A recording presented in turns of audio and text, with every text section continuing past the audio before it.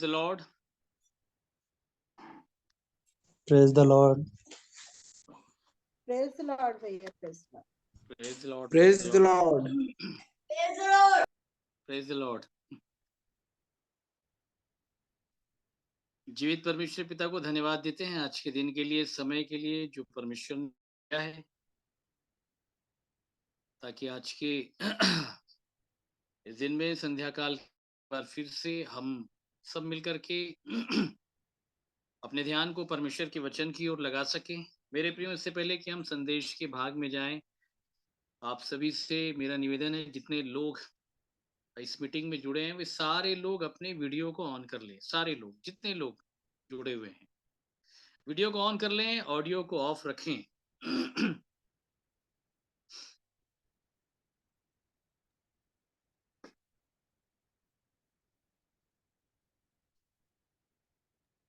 जय मसीह की.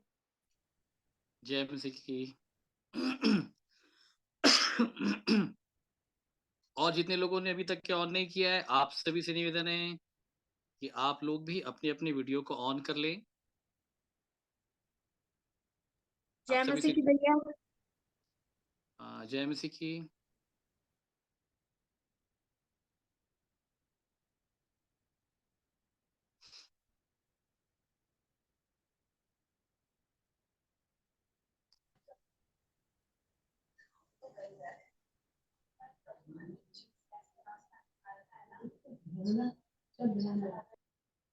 सो जीवित परमेश्वर पिता को धन्यवाद देते हैं आज के इस दिन के लिए, समय के लिए।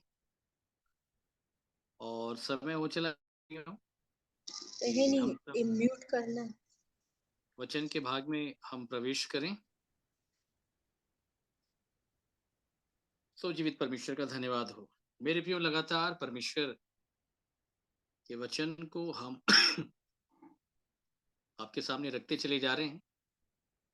और अगर कोई प्रश्न है आपके पास, जैसे कि लगातार आप पिछले 4 से 5 दिनों से आपने परमेश्वर के वचन को सुना है, और मुझे आशा, ये उम्मीद है, ये विश्वास है कि सुनने के बाद हो सकता है कि बहुत सारे उथल पुथल हमारे मन के भीतर हो रहे हों, बहुत सारे विचार हो सकता है कि हमारे अंदर आ रहे हों, या कोई भी प्रश्न जिसका आत्मीय जीवन से जुड़ा हुआ है, अगर आपके पास है तो वो आप सामने रख सकते हैं।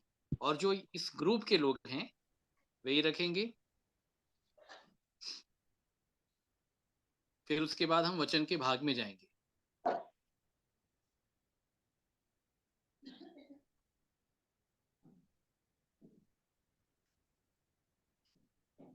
भाई, मेरा प्रश्न, जैसा आपने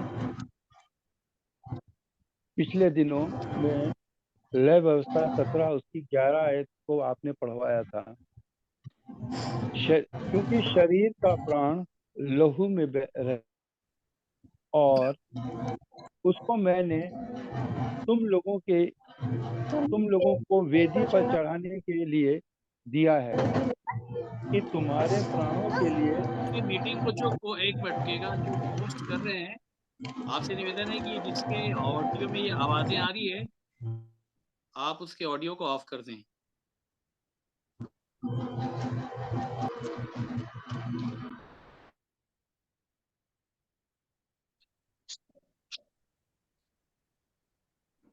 ठीक है, फिर जी बोलिए, क्या बोल रहे थे आप? लय व्यवस्था 17 और आपने 11वीं आयत पढ़वाई थी।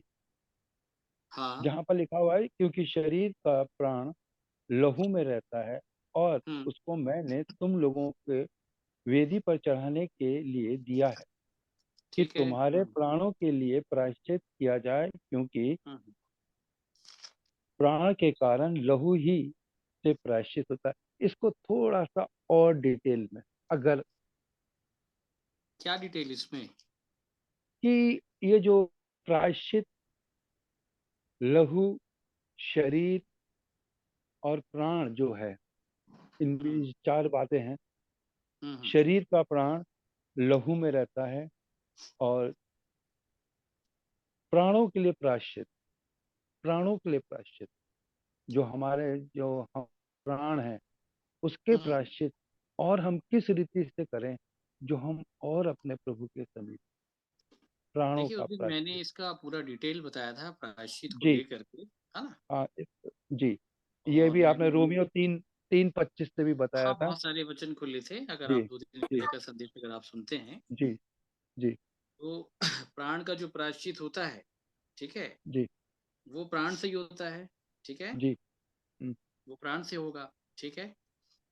और यहाँ पे अगर हम अपने प्राण का प्रायश्चित चाहते हैं, तो हमको हमारे प्राण को वेदी के ऊपर लाना पड़ेगा, और वेदी के ऊपर जो लहू है, वो है प्रभु यीशु मसीह का बहता हुआ लहू, जो मैंने कुलुस्सियों से, इफिसियों से बताया था, ठीक है? जी, तो वो प्रायश्चित वेदी के ऊपर है, और जब हमारा प्राण, ठीक है,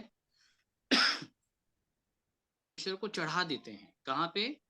वेदी के परमेश्वर ऊपर। ऊपर, तब हमारे प्राण का प्रायश्चित हो जाता है। जो पहला यूहन्ना में लिखा है कि वही हमारे पापों का प्रायश्चित है, ठीक है? तो प्रायश्चित क्या है? तो रोमियो की किताब से 3 से मैंने बताया था, है ना? कि वही हमारे पापों का प्रायश्चित है, ठीक है? जी, आप निकालें रोमियो की पत्री,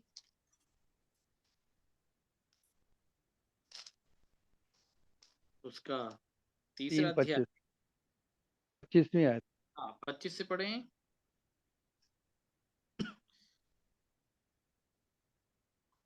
उसे परमेश्वर ने उसके लहू के कारण एक ऐसा प्रायश्चित ठहराया जो विश्वास करने कार्यकारी होता है कि हाँ, जो जो पाप विश्वास पहले करने किए से, गए। बस विश्वास करने से क्या हो जाता है? वो कार्यकारी हो जाता है विश्वास करने से।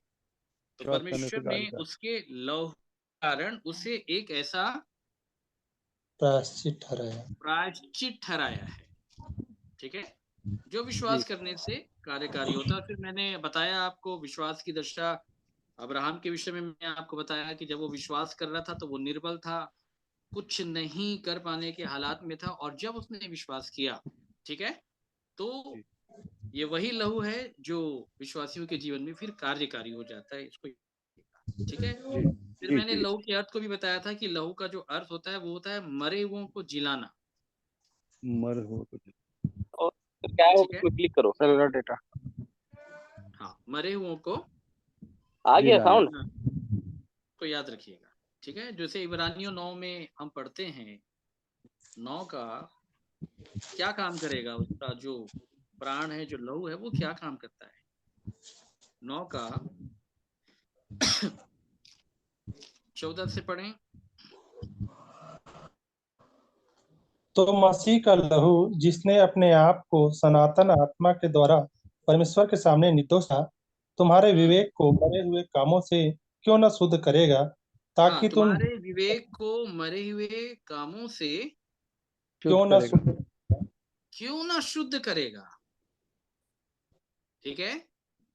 तो जब प्रभु यीशु मसीह का लहू एक मनुष्य के जीवन में आ जाता है, तो उसका लहू जो है, उसके विवेक को क्या कर देगा? शुद्ध करेगा। शुद्ध कर देगा, इसको याद रखिएगा, ठीक है? तो ये प्राण का डिटेल है, ठीक है? सुन पा रहे हैं मेरी आवाज? हाँ जी। सुन पा हाँ, रहे हैं। हाँ, ये प्राण का डिटेल है। और इसलिए देखिए, पुराना संदेश है, इसको आप और डिटेल में अच्छे से सुनेंगे तो आपको समझ में आएगा। आप उसको बार बार सुनिए, क्योंकि सारे रेफरेंस मैंने उसमें वहां पे बताए हैं, उसका क्लेरिफिकेशन भी मैंने वहां पे दिया है। एक रेवलेशन जो वहां पे है, वो भी प्रकाशन मैंने बताया कि इन बातों के क्या क्या अर्थ हैं, क्या क्या मायने हैं, ठीक है? तो अगला, अगर किसी के पास कोई प्रश्न है ग्रुप के पुराने लोगों में से, तो आप भी रख सकते हैं। किसी के पास यदि कोई प्रश्न है तो।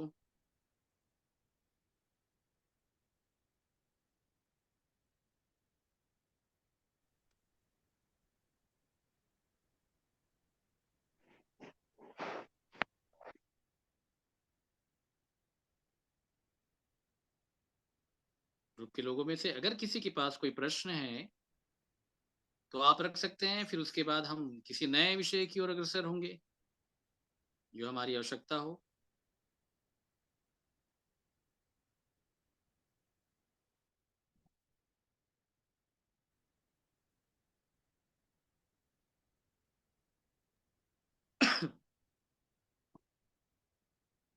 आगे आगे आप जो नया विषय ले लें।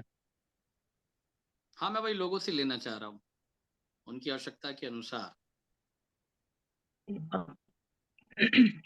जय मसीह की भैया। और जैसे मत्ती 4:3 में लिखा हुआ है, तब वाले ने पास आकर उससे कहा, यदि तू परमेश्वर का पुत्र है तो कह दे कि ये पत्थर रोटियां बन जाए।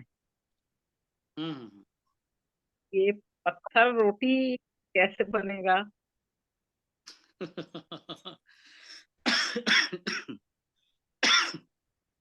आगे क्या कहा प्रभु यीशु मसीह ने, उसको आगे भी पढ़ लीजिए।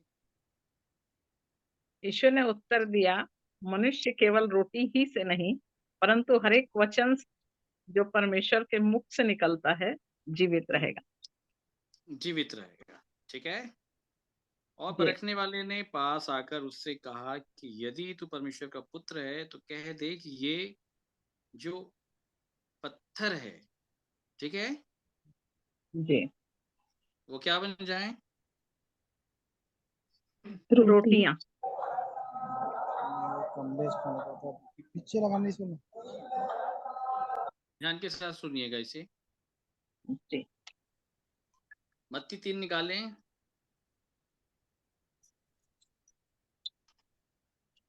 मत्ती 3 का 1 से पढ़िएगा।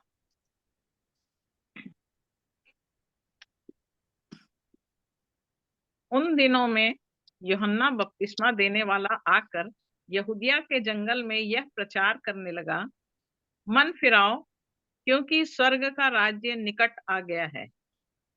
यह बस, मन फिराओ क्योंकि स्वर्ग का राज निकट आ गया। ये यूहन्ना प्रचार कर रहा है, ठीक है। और फिर हम देखते हैं कि बहुत सारे लोग जो हैं वो अपने पापों को मानकर यरदन नदी में उसे बपतिस्मा लेने लग गए। अब उसके बाद साथ में क्या हो रहा है उसको आप पढ़िएगा। जब उसने बहुत से फरीसियों और सदूकियों को बपतिस्मा के लिए अपने पास आते देखा तो उनसे कहा, हे सांप के बच्चों, तुम्हें किसने जता दिया कि आने वाले क्रोध से भागो? इसलिए मन फिराव के योग्य फल लाओ और अपने अपने मन में यह ना सोचो कि हमारा पिता अब्राहम है, क्योंकि मैं तो कहता हूँ कि परमेश्वर इन पत्थरों से अब्राहम के लिए संतान उत्पन्न कर सकता है। और आगे, अब कुल्हाड़ा पेड़ों की जड़ पर रखा हुआ है, इसलिए जो जो पेड़ अच्छा फल नहीं लाता वह काटा और आग में झोंका जाता है। बस देखिए, यहाँ पे आपके प्रश्न का उत्तर है जो आप पत्थर पूछ रहे थे। जी, ठीक है। अपने अपने मन में ये ना सोचो कि हमारा पिता अब्राहम है, मत सोचो, कह दिया उसने। ठीक है, किसने? यूहन्ना बपतिस्मा देने वाले ने ये कह दिया कि अपने मन में ये मत सोचो कि तुम्हारा पिता जो है अब्राहम है, क्योंकि मैं तुमसे कहता हूं कि परमेश्वर इन पत्थरों से अब्राहम के लिए संतान उत्पन्न कर सकता है। ध्यान के साथ सुन ले, ठीक है। तो ये वही पत्थर हैं जिसको रोटी बनाने के लिए कहा जा रहा है। ध्यान के साथ सुन ले, क्या बनाने के लिए? रोटी बनाने के लिए कहा जा रहा है। और यहाँ पे मत्ती 3 में ये बताया जा रहा है कि परमेश्वर इन पत्थरों से अब्राहम के लिए संतान उत्पन्न कर सकता है। तो इसके मायने क्या है?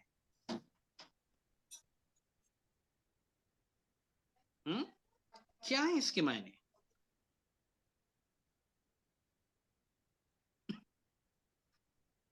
तीन का 7 फिर से पढ़े। फरीसियों और सदूकियों को बपतिस्मा के लिए अपने पास आते देखा। ध्यान के साथ सुनिएगा, फरीसी और सदुकी बैप्टाइज होने के लिए आ रहे हैं, ठीक है। तो उनको क्या कहा जा रहा है? हे सांप के बच्चों, हे सांप के बच्चों, बच्चों, आगे तुम्हें क्रोध से हाँ, भागो। तुम्हें किसने जता दिया, आगे हाँ पढ़े। आगे आपकी आवाज ब्रेक हो रही है थोड़ी सी। तुम्हें किसने जता दिया कि आने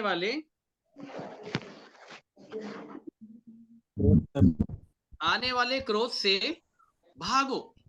मतलब विषय को समझ रहे हैं आप? बड़ा विषय आपने पूछा है, विषय बहुत बड़ा है।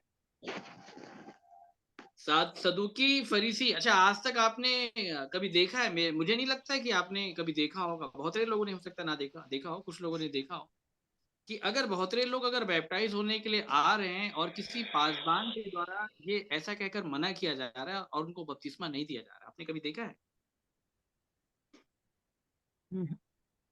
नहीं, कभी देखा नहीं आप? देखा। लेकिन यहाँ पे यूहन्ना ने भगा दिया, बपतिस्मा नहीं होगा भाई साहब आप लोग। क्या नहीं होगा? बपतिस्मा नहीं होगा। और लिखा है कि तुमको किसने जता दिया कि आने वाले क्रोध से भागो। मतलब इस लाइन के मायने क्या है? तुमको किसने ये बता दिया है कि तुम परमेश्वर के क्रोध से भाग के बच जाओगे? तुम बचने वाले नहीं हो। तुमको किसने भागने के लिए बोला भाई साहब? तुम भाग नहीं सकते, ठीक है? और याद रखिएगा, परमेश्वर का क्रोध तुम्हारे ऊपर पड़ेगा ही, यूहन्ना बोल रहा है। इसलिए क्या बोल रहा है 8 के मन योग्य फल लाओ। इसलिए मन फिराव के योग्य क्या लाओ? फल। तो बैप्टाइज कब होता है? बपतिस्मा कब होता है? सब ठीक रहता। मन फल लाना। हाँ, बपतिस्मा कब होता है? मन मन फिराव के योग्य फल लाने से होता है। बात आ रही समझ में? अच्छा, इस लाइन को आप लोग समझते हैं? मन फिराव के योग्य फल लाओ। वो समझ नहीं आ रही। मैं सीधा दिल्ली से मार। देखिए कोहोस जो भी होंगे, ये इनके ऑडियो बंद कर दें। ये जो आपस में बातचीत कर रहे हैं, जिनको मालूम नहीं है, इसके बारे में आइडिया नहीं है, ठीक है, इनके ऑडियो को ऑफ ऑफ कर दें। कामता प्रसाद जी हैं, सीमा तांडी जी हैं, इनके ऑडियो को आप ऑफ कर दें। चलिए मैं यहाँ से कर देता हूँ, जितनी लोग का मुझे समझ में आ रहा है।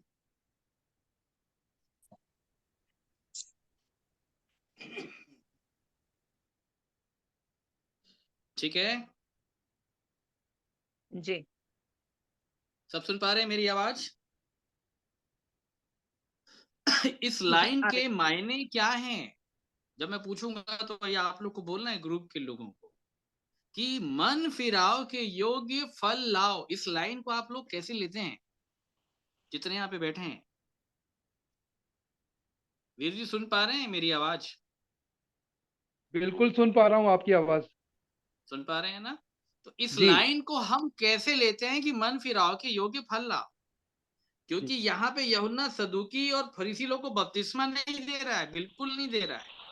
वो बोल दिया कि तुम्हारा बपतिस्मा होगा ही नहीं। एक ही शर्त पे होगा, पहले मन फिराव के योग्य फल लाओ। योग्य, वो बाइबल में लिखा है ना, मन फिराव और बपतिस्मा लो। तो मन फिराव का मतलब क्या है? मन फिराव का एक फल दिखना चाहिए। बोलिए क्या दिखना चाहिए? फल दिखना चाहिए। एक फल दिखना चाहिए। अगर वो फल दिख रहा है तो इसका मतलब ये साफ है कि उसको बैप्टाइज किया जा सकता है। और अगर वो फल नहीं दिख रहा है तो चाहे वो सदुकी हो सकता है, वो फरीसी हो सकता है, इनका बैप्टिज्म नहीं होगा। अच्छा, ये फरीसी कैसे थे मालूम है कि नहीं आप लोग को? मालूम ही होगा आप लोग को। 2 मनुष्य मंदिर में प्रार्थना करने के लिए गए। एक चुंगी लेने वाला था, एक फरीसी था। फरीसी खड़ा होकर अपने मन में यूं कहने लगा, यूं प्रार्थना करने लगा, हे प्रभु मैं तेरा धन्यवाद करता हूँ, मैं प्रतिदिन मंदिर जाता हूँ, अर्थात चर्च जाता हूँ, ठीक है। मैं प्रतिदिन उपवास करता हूँ, सप्ताह में 2 बार मैं उपवास करता हूँ, और मैं इस चुंगी लेने वाले के समान सकल कर्मी नहीं हूं, ना अन्यायी हूं, ना मैं व्यभिचारी हूं, मैं कोई गलत काम नहीं करता। मैं सप्ताह में 2 बार उपवास करता हूं और अपनी सारी कमाई का 10वां अंश भी तुझको देता हूं। ये है फरीसी कैरेक्टर। और ऐसा कैरेक्टर रखने के बाद भी बपतिस्मा नहीं हो रहा है, ये आपको समझना पड़ेगा। क्योंकि फरीसियों का ये कैरेक्टर होता था और इसलिए फरीसी अपने ऊपर भरोसा रखते थे, क्योंकि उनका कैरेक्टर उनके हिसाब से काफी स्ट्रांग था। हम पौलुस के विषय में भी देखते हैं कि पौलुस भी एक फरीसियों के पंथ से आया था, याद रखिएगा। यहाँ पे फरीसी कहता है कि मैं अंधेर करने वाला अन्याय व्यभिचारी नहीं हूं। एक फरीसी जब प्रभु में आ गया तो पौलुस अपनी गवाही देता है कि मैं पहले अंधेर करता था। क्या करता था? अंधेर। उसको ये बात बाद में समझ में आई। तो ऐसे कैरेक्टर है यहाँ पे फरीसियों के, जो चर्च जाते हैं, बाइबल पढ़ते हैं, प्रार्थना करते हैं, सप्ताह में 2 बार उपवास करते हैं, सारी कमाई का 10वां अंश भी देते हैं, लेकिन यूहन्ना उनको बैप्टाइज नहीं कर रहा है। क्यों नहीं कर रहा है? क्योंकि मन फिराव के योग्य फल नहीं दिख रहा है। बात आ रही समझ में? जी। इनको क्या कहा गया मालूम है? सार में फरीसी और सदूकी को, दोनों को क्या कहा गया? सांप के बच्चों। बोलिए, क्या कहा गया? सांप के बच्चों। हाँ, सांप के बच्चों। सांप के बच्चों की परिभाषा आप लोग को मालूम है? नहीं। हमारे साथ एक वचन निकालिएगा, सुनिएगा बड़े ध्यान के साथ, तो ये बात समझ में आएगी। मत्ती 12 का 33 से पढ़िए। क्योंकि तू अपनी बातों के कारण निर्दोष और अपनी बातों के कारण दोषी ठहरा है। 12 का 33। जी जी। यदि को भी अच्छा कहो तो आवाज ब्रेक होगी। यदि पेड़ को अच्छा कहो तो उसके फल को भी अच्छा कहो, या पेड़ को निकम्मा कहो उसके फल को भी निकम्मा कहो, क्योंकि पेड़ अपने फल ही से पहचाना जाता है। हे सांप के बच्चों, तुम बुरे होकर कैसे अच्छी बातें कह सकते हो? क्योंकि हे सांप के बच्चों, क्या बोल रहे हैं यहाँ पे? हे सांप के बच्चों, हे सांप के बच्चों, तुम क्या होकर के? तुम बुरे होकर के। हाँ, तुम बुरे होकर के कैसे अच्छी बात कह सकते हो? कैसे कर सकते हो? 32-23 अगर आप पढ़ोगे ना तो वहां पे साफ लिखा है, हे सांपों, हे करेतों के बच्चों, तुम नरक के दंड से कैसे बचोगे? तुम्हारे बचने के चांसेस बहुत कम है, वो साफ कह रहा है। ठीक है जी। क्योंकि तुम्हारा कैरेक्टर सांप का है। बोलो, सांप बचेगा दंड से? एक सांप नहीं बचेगा, नीचे गिराया गया, इब्लिस। जी हाँ। और वही पूरा कैरेक्टर जो है अब वो आज लोगों के अंदर है। अगर लोगों के अंदर भी अगर वही इब्लिस का सांप वाला कैरेक्टर है तो वो नहीं बचेंगे। ध्यान के साथ सुन ले। फिर सांप का जो कैरेक्टर है उसको बाइबल में क्या बताया गया? प्रभु यीशु मसीह ने क्या बताया था?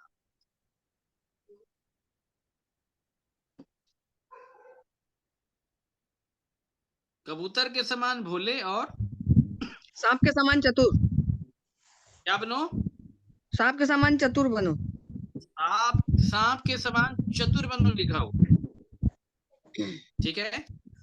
लेकिन यहाँ पे तो सांप का कैरेक्टर, इसको ध्यान के साथ सुनिएगा, चतुर जरूर बनना है। वो जितना चतुराई दिखाता है उससे ज्यादा चतुराई आपको दिखानी है। लेकिन उसका जो कैरेक्टर है ना, जो एक्चुअल जो कैरेक्टर है, जो बेसिक कैरेक्टर है, वो आपके पास नहीं होना चाहिए। क्या है जिसके कारण सांप के बच्चे और सांप दोनों को नरक का दंड मिलेगा? क्या है वो कैरेक्टर? एक बार फिर से पढ़े। 34 मत्ती 12 उसका 34। हे सांप के बच्चों, तुम बुरे होकर कैसे अच्छी बातें कह सकते हो? क्योंकि जाइएगा, आप बताइए सांप का कैरेक्टर क्या है? बुरा। बुरा। बुरा होता है तो भी हाँ, अच्छी अच्छी बात वो अच्छी अच्छी बात करता है। आपको बहुत सारे लोग आज मिल जाएंगे अच्छी बात करने वाले, अपने विश्वासियों के समूह में मिल जाएंगे। आ रही है बात समझ में? जी हाँ। याद रखिएगा। तो यहाँ सांप की चतुराई प्रभु यीशु मसीह के सामने नहीं चलेगी, ना यूहन्ना के सामने चलेगी। ठीक है, वो बाहर से अपने आप को बहुत धर्मी शो ऑफ कर रहे हैं। किससे? बाहर से। परंतु भीतर से उनकी दशा अच्छी नहीं है। अच्छी है क्या? नहीं, अच्छी नहीं है।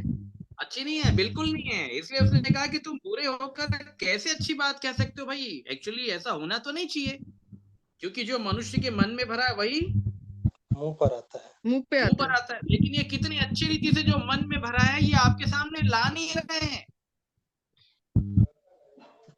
आ रही है बात समझ में? जी।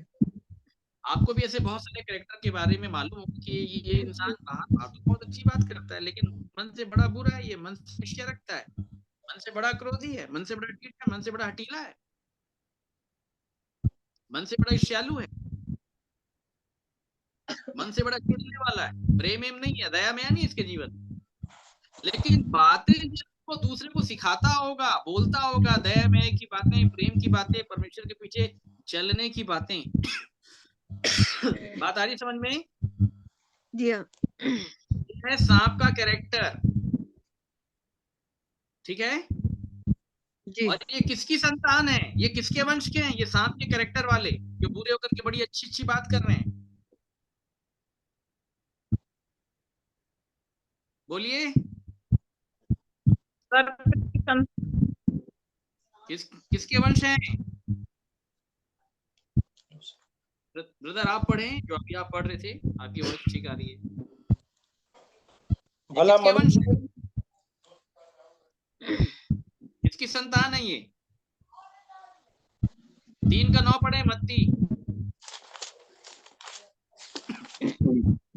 8 और 9।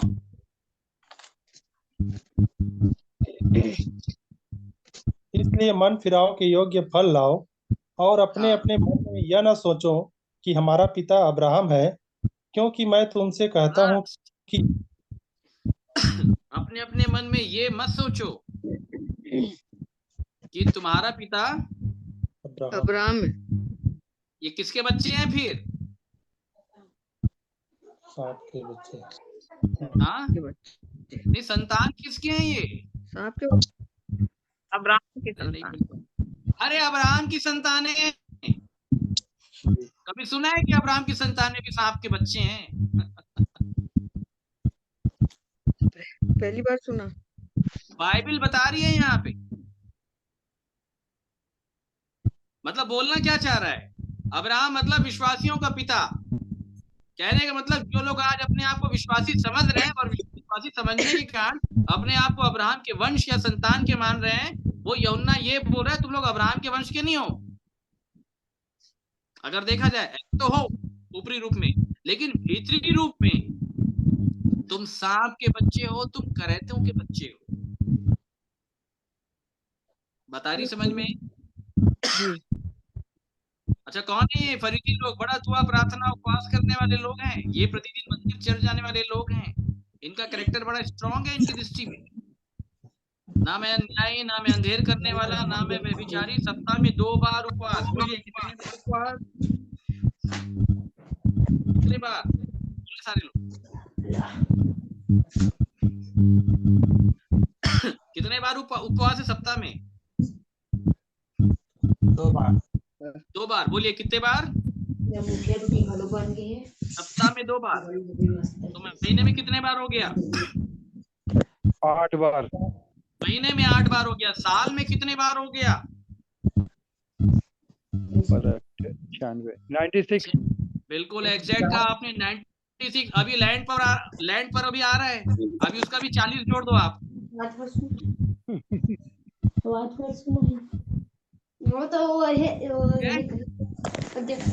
लैंड पावर का आप 40 जोड़ दीजिए, अभी सब जुड़ेगा ना भाई, सब काउंट होगा। 96 प्लस 40 कर दीजिए,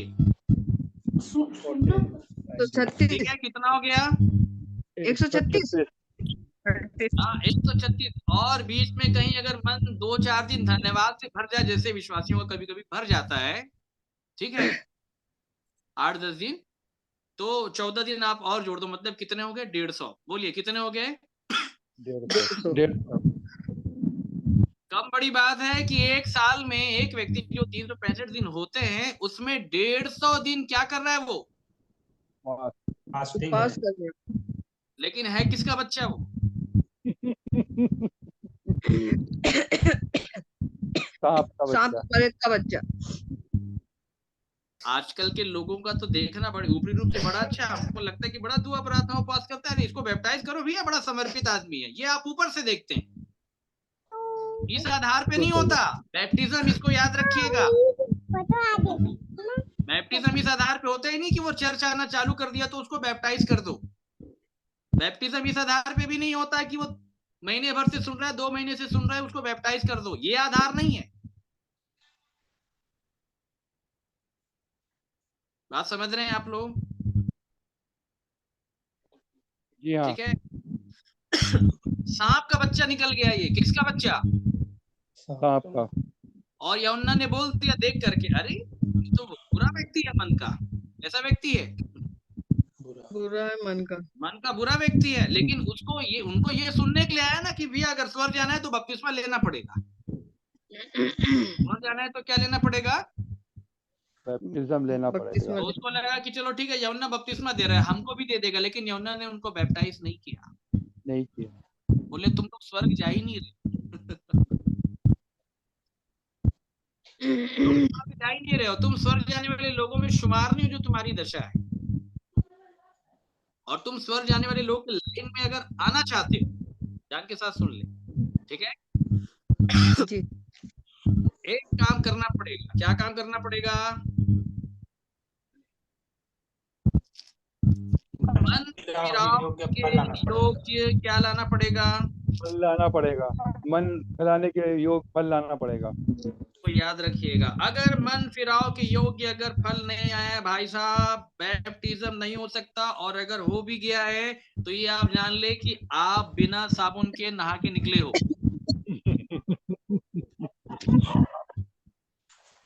ये शुद्ध हिंदी भाषा में मैं आपको बता रहा हूँ, सीधी सीधी बात है। और इसलिए जिनके साथ ऐसा हुआ है वो बैप्टाइज होने से पहले भी वैसे ही हैं, और कई लोग की तो बैप्टाइज होने के बाद कई लोग की दुर्गति हो गई है, बहुत वर्षों का जीवन हो गया है, लेकिन आज भी वो सारी गंदगियां उनके जीवन में पाई जाती है।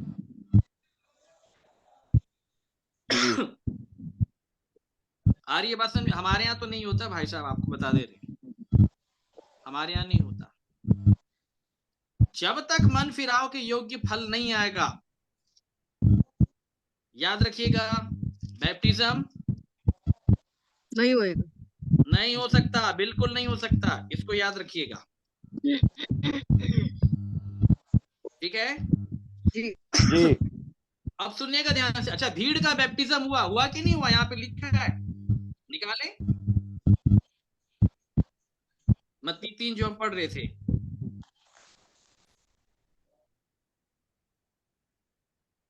तीन का,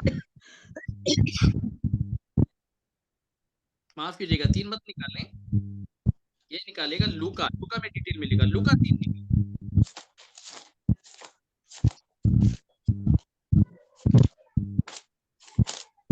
7 पढ़े। जो भीड़ की भीड़ उससे बपतिस्मा लेने को निकल कर आती थी। अब इसको ध्यान के साथ सुनिएगा। अभी तो मात्र केवल आपने ये देखा कि ये सदूकी और फरीसी लोग आए, लेकिन केवल सदूकी फरीसी की कम संख्या नहीं है। क्या लिखा है कि जो भीड़ की भीड़, आप सब मेरे साथ बोलिएगा, बड़ा विषय निकल गया है। भीड़ की भीड़, ऐसी भीड़ की भीड़, भीड़ की भीड़। और मैं आपको बता देता हूँ, उस समय की जो भीड़ रहती थी ना, वो 4000 5000, जहां भी भीड़ आया है आप 5000 कम से कम काउंट कर लेना, कम से कम। ये आपको बता दे रहे हैं, ठीक है जी। हाँ, क्यों? उस समय भीड़ और ज्यादा होती थी। क्यों होती थी? क्योंकि बैप्टाइज होने की शिक्षा का उस समय आरंभीकरण था। समझ रहे हैं आप? बपतिस्मे की शिक्षा का आरंभीकरण था, जो यूहन्ना बपतिस्मा देने वाले से हुआ था, जैसे मैं आपको एक उदाहरण में आपको बताता हूँ। जब हमारे भारत देश के अंतर्गत जब आधार कार्ड बनना चालू हुआ, ठीक है, लंबी कतार में खड़े थे कि नहीं खड़े थे आप? खड़े थे। पूरा भारत एक ही दिन में हजारों लाखों करोड़ों की कतार में खड़ा था, सब आधार कार्ड बनाने में लग गए, क्योंकि आधार भीड़ इसलिए लगी थी क्योंकि आधार कार्ड बनाना अभी अभी आरंभ हुआ था। आज उतनी भीड़ दिख रही है कि आपको? नहीं। आज उसका 1% ले दे कि अगर आपको भीड़ दिख रहा होगा आधार कार्ड बनाने के लिए तो काफी। नए बच्चों का बन रहा है, नए बच्चों के लिए लाइन लगता है, या किसी का पुराना गुम हो गया या कुछ और हो गया या कुछ और दूसरा रीजन है तो बने, तो एक अलग विषय है। आ रही है बात समझ में? जी जी। तो उस समय की भीड़ सबसे ज्यादा थी क्योंकि उस समय बपतिस्मा देने की शिक्षा का आरंभीकरण नए नियम के अनुसार हुआ। उसके अनुसार हुआ जो यूहन्ना प्रभु यीशु मसीह के आगे मार्ग दिखाने के लिए भेजा गया, इसलिए आया ताकि वह ज्योति की गवाही दे, ताकि सारे लोग उसके ऊपर विश्वास करें, और तब जाकर के जो उसके पीछे आ रहा है लोग उसके भागी हो पाएंगे, जब यूहन्ना की बातों के अनुसार सब लोग विश्वास करेंगे। बात आ रही समझ में? जो लोग यूहन्ना की शिक्षा में खड़े हैं उनके लिए पीछे आएगा प्रभु यीशु मसीह, बाकी किसी के लिए नहीं आएगा। भाई साहब ये बता दे रहे हैं, सीधी साफ बात है, बाकी किसी के लिए नहीं आएगा। हम किसी मिशन डिनोमिनेशन से हम बिलोंग करते हैं, हमारा बैकग्राउंड हो सकता है लंबा चौड़ा, मेरे प्रियो से कोई लाभ नहीं है। योग्यता अगर नहीं है तो कोई भी लाभ नहीं है। देखिए भीड़ की भीड़ जब उससे बपतिस्मा लेने को निकल कर आती थी तो आगे उनसे वह कहता था, हे सांप के बच्चों, तुम्हें किसने जता दिया कि आने वाले क्रोध से भागो? तुमको किसने बोल दिया कि आने वाले क्रोध से भागो? भीड़ के मतलब हजारों लोग को उसने बोल दिया, बहुत सारे लोगों को उसने बोल दिया। आज हमको क्या लग सकता है कि अगर भीड़ के भीड़ बैप्टाइज होने के लिए आ रहे तो सबको क्या लगेगा? देखो प्रभु का बड़ा काम हो रहा है। नहीं मेरे प्रियो, कभी भीड़ को देख करके मत तौलना। याद रखना, विश्वास की परिभाषा का आकलन कभी भीड़ को देख के मत करना। परमेश्वर के उपस्थित होने का आकलन कभी भीड़ को देख करके मत करना मेरे प्रियो, याद रखना, क्योंकि इसी भीड़ ने प्रभु यीशु मसीह को कलवरी के ऊपर चढ़ाया था। जी हाँ, आ रही है बात समझ में? इसीलिए भीड़ को देख करके कभी आकलन नहीं करना, क्योंकि पौलुस ने तीमुथियुस को जब संदेश लिखा तो उसने साफ कहा, ठीक है, ऐसे लोग अभक्ति में और भी बढ़ते चले जाएंगे, इनका वचन सड़े हुए घाव की तरह फैलता चला जाएगा, लिखा है, बहुत तेजी के साथ फैलेगा। और अभी इन अंत के दिनों के ऊपर तो बहुत तेजी के साथ फैल रहा है मेरे प्रियो, इसलिए अंतर आपके पास होना चाहिए, ठीक है जी। ये बड़ी भीड़ है जो बपतिस्मा देने के लिए आई है, और यूहन्ना ने कहा, हे सांप के बच्चों, तुम्हें किसने जता दिया कि आने वाले क्रोध से भागो? बड़ी भीड़ है, ये मिली जुली भीड़ है। इसमें बहुत सारे शास्त्री, फरीसी, सदुकी हैं और बहुत सारे कुछ और लोग भी हैं, ठीक है। अब इसमें मन फिराने वाले लोग भी हैं और नहीं फिराने वाले लोग भी हैं। एक है जिनके पास मन फिराव के योग्य फल है और एक है जिनके पास मन फिराव के योग्य फल नहीं है। सुनिएगा आगे पढ़ें। अतः मन फिराव के योग्य फल लाओ और अपने अपने मन में ये ना सोचो कि हमारा पिता अब्राहम है, क्योंकि मैं तुमसे कहता हूँ कि परमेश्वर इन पत्थरों से अब्राहम के लिए संतान उत्पन्न कर सकता है। अरे परमेश्वर पत्थर से संतान उत्पन्न कर लेगा, याद रखना, वो किसी का मोहताज नहीं है, याद रखिएगा, ठीक है। मोहन नहीं तो सोहन को बुला लेगा, याद रखिएगा। रमेश नहीं तो सुरेश को बुला लेगा, लेकिन मोहताज किसी का नहीं है, ये मैं आपको बता देता हूँ। अरे परमेश्वर है वो, इसको याद रखिएगा। और इसलिए परमेश्वर इन पत्थरों से अब्राहम के संतान उत्पन्न कर सकता है, उनको तुम्हारी आवश्यकता नहीं है, बोल रहा है। अगर तुम नहीं सुधरोगे तो तुमको पूरी रीति से रिजेक्ट कर देगा। अब आगे क्या बोल रहा है? अब कुल्हाड़ा पेड़ों की जड़ पर धरा है, ये देखो, जो लोग बैप्टाइज होने के लिए आए हैं उनको यूहन्ना बोल रहा है, भाई साहब तुमको तो काटने की तैयारी चल रही है। बात आ रही समझ में? किसकी तैयारी चल रही है? काटने की। तुमको काटने की तैयारी चल रही है। तुम्हारे तो जड़ के ऊपर से परमेश्वर का कुल्हाड़ा देख रहा हूं। और आगे, इसलिए जो पेड़ अच्छा फल नहीं लाता वे काटा और आग में झोंका जाता है। उनको तो आग में झोंकने की तैयारी चल रही है। अभी भी थोड़ा सा टाइम है, एकदम थोड़ा सा सुधर जाओ तो कुछ हो सकता है, बात बन सकती है। और कहीं अगर तुम गिनाने लग गए ना कि हम अब्राहम के वंश के, हम बड़ा दुआ प्रार्थना करने वाले हैं, फरीसी के टाइप में और ये हो, तो तुम गए, तुम धर्मी होने के कारण छूट जाओगे, अपने लेखे में धर्मी होने के कारण छूट जाओगे। इसलिए प्रभु यीशु मसीह ने बताया अब्राहम की संतानों को, तुमसे पहले महसूल लेने वाले कौन लोग? महसूल लेने वाले नपुंसक ये स्वर्ग के राज्य में प्रवेश कर जाएंगे। तुम बाहर रहोगे, राज्य की संतान बाहर अंधेरे कुंड में डाल दी जाएगी। बात आ रही समझ में?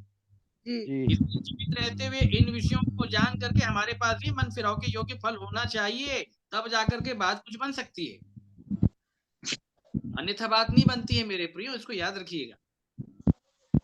क्या कह रहा है? कुल्हाड़ा पेड़ों की जड़ पर धरा है, इसलिए जो पेड़ अच्छा फल नहीं लाता वह काटा और आग में झोंक दिया जाता है, झोंका जाता है। ध्यान के साथ सुनिएगा।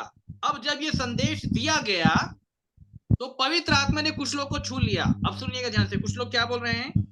तब लोगों ने उनसे पूछा तो हम क्या करें? हम क्या करें? आपको मालूम है ये वर्डिंग और कहां पे है? आप लोग को याद होगा। प्रेरितों काम 2:37 पद से आगे। एग्जैक्ट, प्रेरितों के काम 2:37 में बैप्टाइज होने से पहले भी जब प्रचार किया गया तो वहां पे भी पतरस से पूछा गया हम क्या करें। अब ये बात समझ में, हम क्या करें कहने का मतलब अब तक जो भी हमने किया, हमने गलती किया, हमारा जीवन अच्छा नहीं है, अब आगे हमको क्या करना है। ये हमारी धार्मिकता के जीवन के द्वारा हमारे पाप अपराध आज तक गए नहीं है। हम भले दुआ तो करते हैं, प्रार्थना तो करते हैं, उपवास भी करते हैं, लेकिन हम बुरा भी मानते हैं। समय पड़ने पर हम दूसरे को अपशब्द भी बोल देते हैं। समय पड़ने पे हम लोगों से मुंह भी फुला सकते हैं, फुला भी लेते हैं। समय पड़ने पर हम परिवार में लोगों से बात करना छोड़ देते हैं, माता पिता बात करना छोड़ देते हैं, पति पत्नी बात करना छोड़ देते हैं, भाई बहन आपस में बात करना छोड़ देते हैं। लेकिन हम दुआ प्रार्थना उपवास तो करते हैं भाई साहब। वो एक अलग चीज है कि हम बुरा मान जाते हैं, वो एक अलग चीज है कि हम झूठ भी बोल लेते हैं, वो एक अलग चीज है कि हम लड़ाई झगड़े भी कर लेते हैं।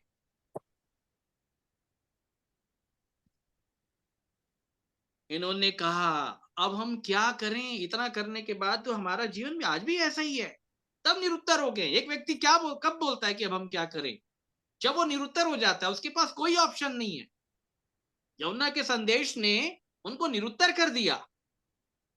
अब हम क्या करें? तो क्या करना था मालूम है आपको? देखो, बैप्टाइज होने से पहले क्या करना था उनको? आगे उसने उन्हें उत्तर दिया, जिसके 2 कुर्ते हो वे उनके साथ, जिसके पास नहीं है बांट ले। हाँ बोलो, जिनके पास कितने कुर्ते हैं? 2 कुर्ते हैं। 2। आप में से कितने लोग के पास है 2 कुर्ते? बहुत सारे हैं भैया। मैं तो अभी आरंभीकरण का प्रश्न कर रहा हूँ आपसे। कितने बैठे हैं 2 कुर्ते वाले?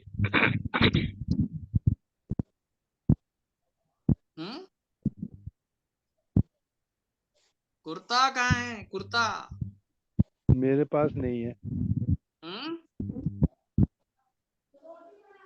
गड़बड़ हो गया फिर तो भाई साहब, कुर्ते नहीं है तो ये तो अभी हम नर्सरी की शिक्षा दे रही है। अभी ये नर्सरी की बातें हैं। बैप्टाइज होना चना बुरा नहीं है, कोई भी आपको पानी में डुबा दे। मैंने बोला ना, अगर ऐसे ही अगर हो गया तो ये बस मान लीजिए कि बिना साबुन लगाए आप नहा के निकल गए हैं, हुआ कुछ नहीं। बिना साबुन लगाए हम नहा के निकल गए, इसलिए दशा जो है वो जस की तस।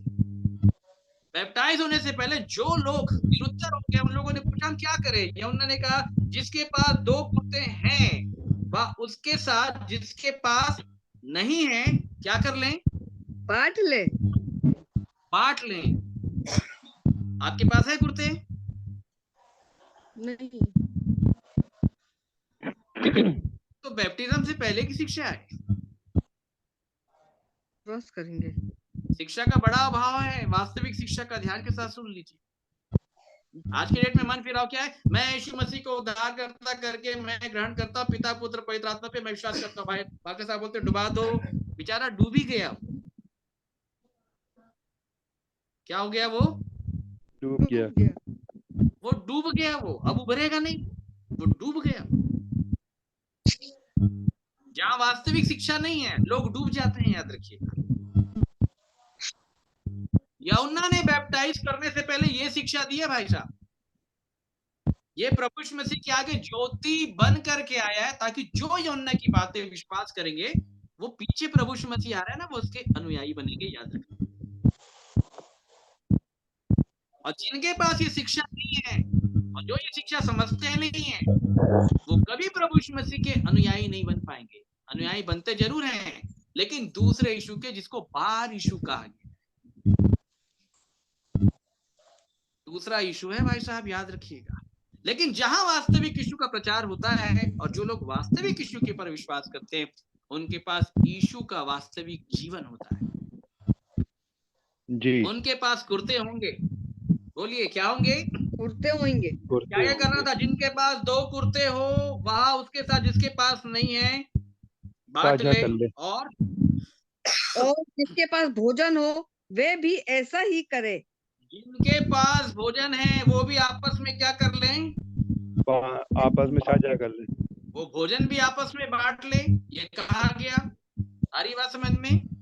और आगे महसूल लेने वाले भी बपतिस्मा लेने आए।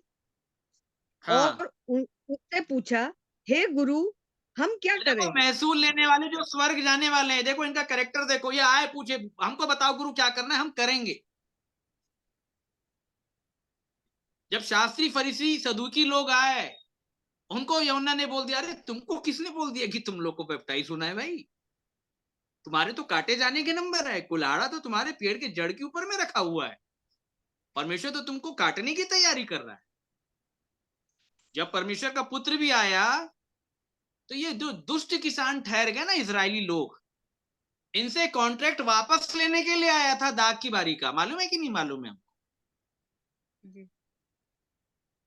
परमेश्वर का राज्य तुमसे ले लिया जाएगा। दाग की बारी तुमको कॉन्ट्रैक्ट में दी गई थी, तुमने काम नहीं किया, वो तुमसे ले लिया और एक ऐसी जाति को दे दिया जाएगा जो उसका फल लाए। जो अंटिपूत इतना ये वही है पत्थर। ये पत्थर फल लेके आएंगे। इन पत्थरों में अब्राहम के लिए वंश उत्पन्न होगा। बात समझ पा रहे हैं मेरे प्रियो? जी। अब ये महसूल लेने वाले सरेंडर हो गए। यहाँ पे उनको समझ में आ गया, अगर बैप्टाइज होना है तो भाई पहले तो अपने सारी गलतियों को देखना पड़ेगा और हार्टली देखना पड़ेगा। देखो कॉमन रूप में बहुत लोग अपने आप को पापी बोलते हैं, इसको याद रखिएगा। ऐसी प्रार्थनाएं कभी ग्रहण योग्य नहीं होती, ये मैं आपको बाइबल से भी बता दूंगा। ठीक है? एक रोजमर्रा के जीवन में आप जिन शब्दों का उच्चारण दैनिक रीति के आधार पे करते हैं ना, जिसका संबंध आपके भीतरी मन से नहीं है, ऐसे शब्द परमेश्वर ग्रहण योग परमेश्वर को नहीं होते हैं। याद रखिएगा। अच्छा, अब ये कैसी वाली प्रार्थनाएं होती जो हमारे यहाँ चलती, जो हमने देखी है? क्या मालूम आपके यहाँ चलती है कि नहीं चलती? ठीक है, रात को अपन गए सोने के लिए, सोने से पहले एक छोटी सी प्रार्थना बेड के ऊपर, प्रभु आपका धन्यवाद, आपने ये दिया, आपने ये दिया, आपने ये दिया। प्रभु दिन भर जो भी गलती हमने किया, जो भी पाप अपराध हो गया, प्रभु हमको माफ कर देना। चुपचाप उड़ के सो। ठीक है, फिर सुबेरे उठे, प्रभु नया दिन आपने दिखाया, और एडवांस में आपको बोल देना, आज जो भी पाप करने वाले उसके पहले सॉरी बोलते रहे, प्रभु हम निकल रहे हैं आज। इसे कोई लेना देना नहीं है, मालूम है आपको?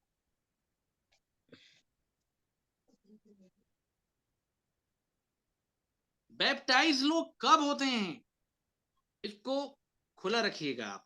ठीक है, मेरे साथ एक वचन निकाल लें, 2 कुरिन्थियों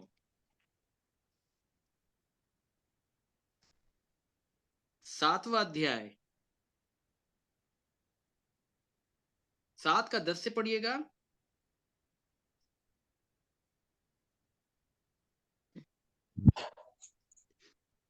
दूसरा कुरिन्थियों। क्योंकि परमेश्वर भक्ति का शोक ऐसा पश्चाताप उत्पन्न करता है जिसका परिणाम उद्धार है, और फिर उससे पछताना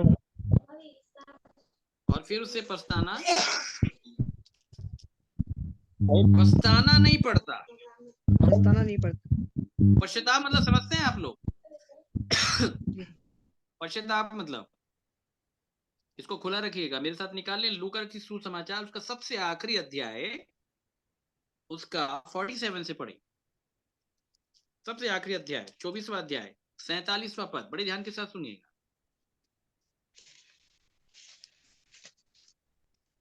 47वां। और यरूशलेम के लोग सब जातियों में मन फिराव का और पापों की क्षमा का प्रचार उसी के नाम से किया जाएगा। मन फिराव में स्टार लगा हुआ देखिएगा वहां पे नीचे, एक बार उसका अर्थ देखिए तो नीचे, या पश्चाताप। पश्चाताप। मन फिराव का मतलब ये होता है पश्चाताप का आरंभीकरण। किसका आरंभीकरण? पश्चाताप का। अगर किसी व्यक्ति के जीवन में पश्चाताप का आरंभीकरण नहीं हुआ है, उसको बपतिस्मा नहीं दिया जा सकता। चाहे एक व्यक्ति है, चाहे 10, चाहे 100, चाहे 1000, चाहे 10,000, चाहे लाख, चाहे 10 लाख, सारी भीड़ को आउट किया जाएगा वहां से। बात आ रही समझ में? जी। आना है तो द्वार से आना है, भीतरी, समझ रहे हैं ना? भीतर आना है तो द्वार से आना है, दूसरी ओर से चढ़े चले नहीं आना है। जो दूसरी ओर से चढ़ा चला आता है वो चोर और डाकू है। आओ तो नियम कानून से आओ, भाई साहब तो ग्रहण करूंगा बोल रहा है परमेश्वर। नियम कानून तोड़ के तुम अगर आओगे ना, ये अच्छी बात नहीं है। पश्चाताप कैसे आता है जल्दी बताएं।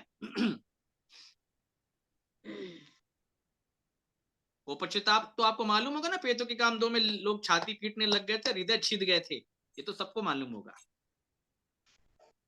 लेकिन उसके अंदर की कहानी भी समझ लीजिए अच्छे से।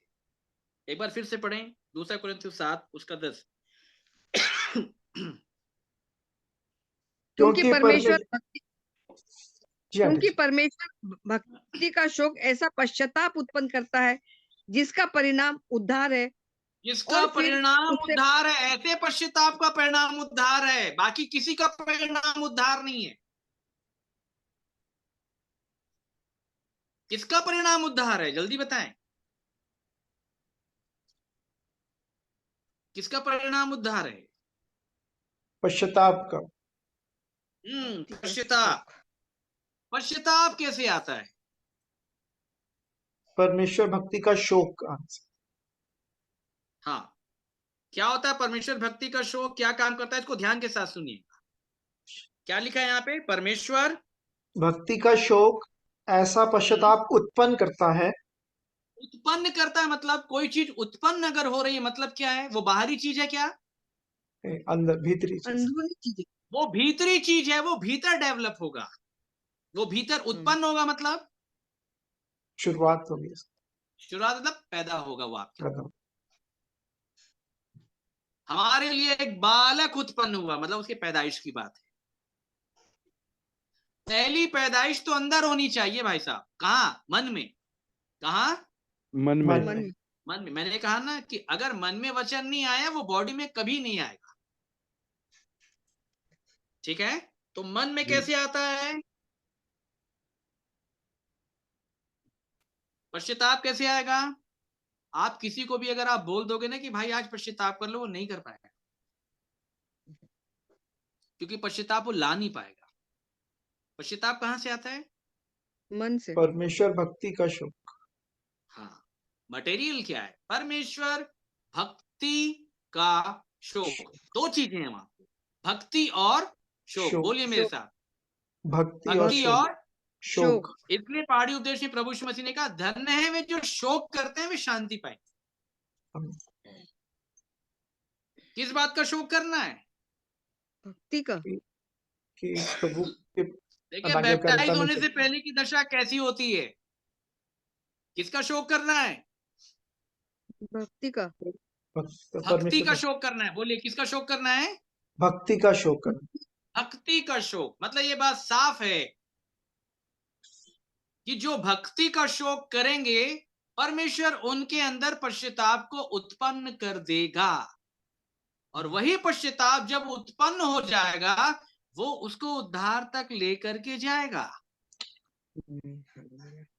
और जिसके अंदर उत्पन्न ही नहीं हुआ है उसकी दशा बैप्टाइज होने से पहले भी पापी और अपराधी, और बैप्टाइज होने के बाद भी वो पाप करते रहते हैं, वो अपराध करते रहते हैं, वो बाइबल के खिलाफ अनाज्ञाकारिता का जीवन उनका बना रहता है, उनको आज ही बुरा लगता है, वो आज भी मुंह फुलाते हैं, वो आपस में कुछ भी हो जाए वो बातचीत नहीं करते, उनके मन में ईर्ष्या है, उनके मन में कपट है। अरे भाई साहब, बाहर की तो कहानी छोड़ दो, ये घर घर की कहानी है। मैं अगर आपको बोल रहा हूँ ना तो आपको सारे कैरेक्टर आ रहे हो, अरे मेरा भी तो चाचा के साथ, अरे मेरा मामा के साथ, अरे मेरा भी भाई के साथ, अरे मेरा तो पति के साथ नहीं बनता है। ये रियलिटी है, आपको बता रहे हैं। तो हमारी बहुत सारी बहनें मुस्कुरा रही, देखिए संदेश के लिए। बात आ रही है समझ में? क्यों बुरा मानते हैं भाई? बुरा बड़ा लगता है इंसान को।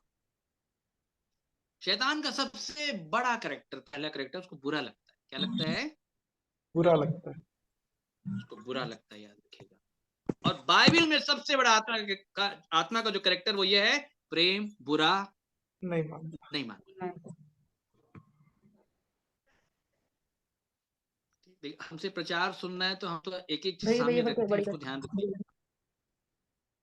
और ये रियलिटी है। हम किसी को फुलाने का काम नहीं करेंगे भाई साहब, बिल्कुल नहीं करेंगे, बिल्कुल नहीं करेंगे। ठीक है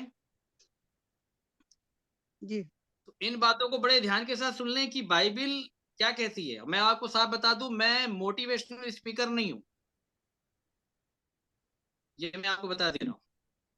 मोटिवेशनल स्पीकर बहुत मार्केट में चल रहे हैं, ये मैं आपको बता दे रहा हूं, जो परमेश्वर के नाम से भी जाने जाते हैं। परमेश्वर, याद रखिएगा, ध्यान के साथ सुन, परमेश्वर जो आप हैं वो बोल करके जाएगा, इसको याद रखिएगा। जब प्रभु यीशु मसीह आया ना तो जो लोग जैसी जैसी चाल चल रहे थे ना वो सबको सुना करके गया है। उसने किसी को भी ये नहीं कहा तुम बढ़िया चल रहे हो भाई, तुम बढ़ो, कहीं नहीं कहा उसने, क्योंकि सबकी दशा जान रहा था। और अगर वो ये कह देता ना तो वो लोगों को उनके लेखे में धर्मी बना देता।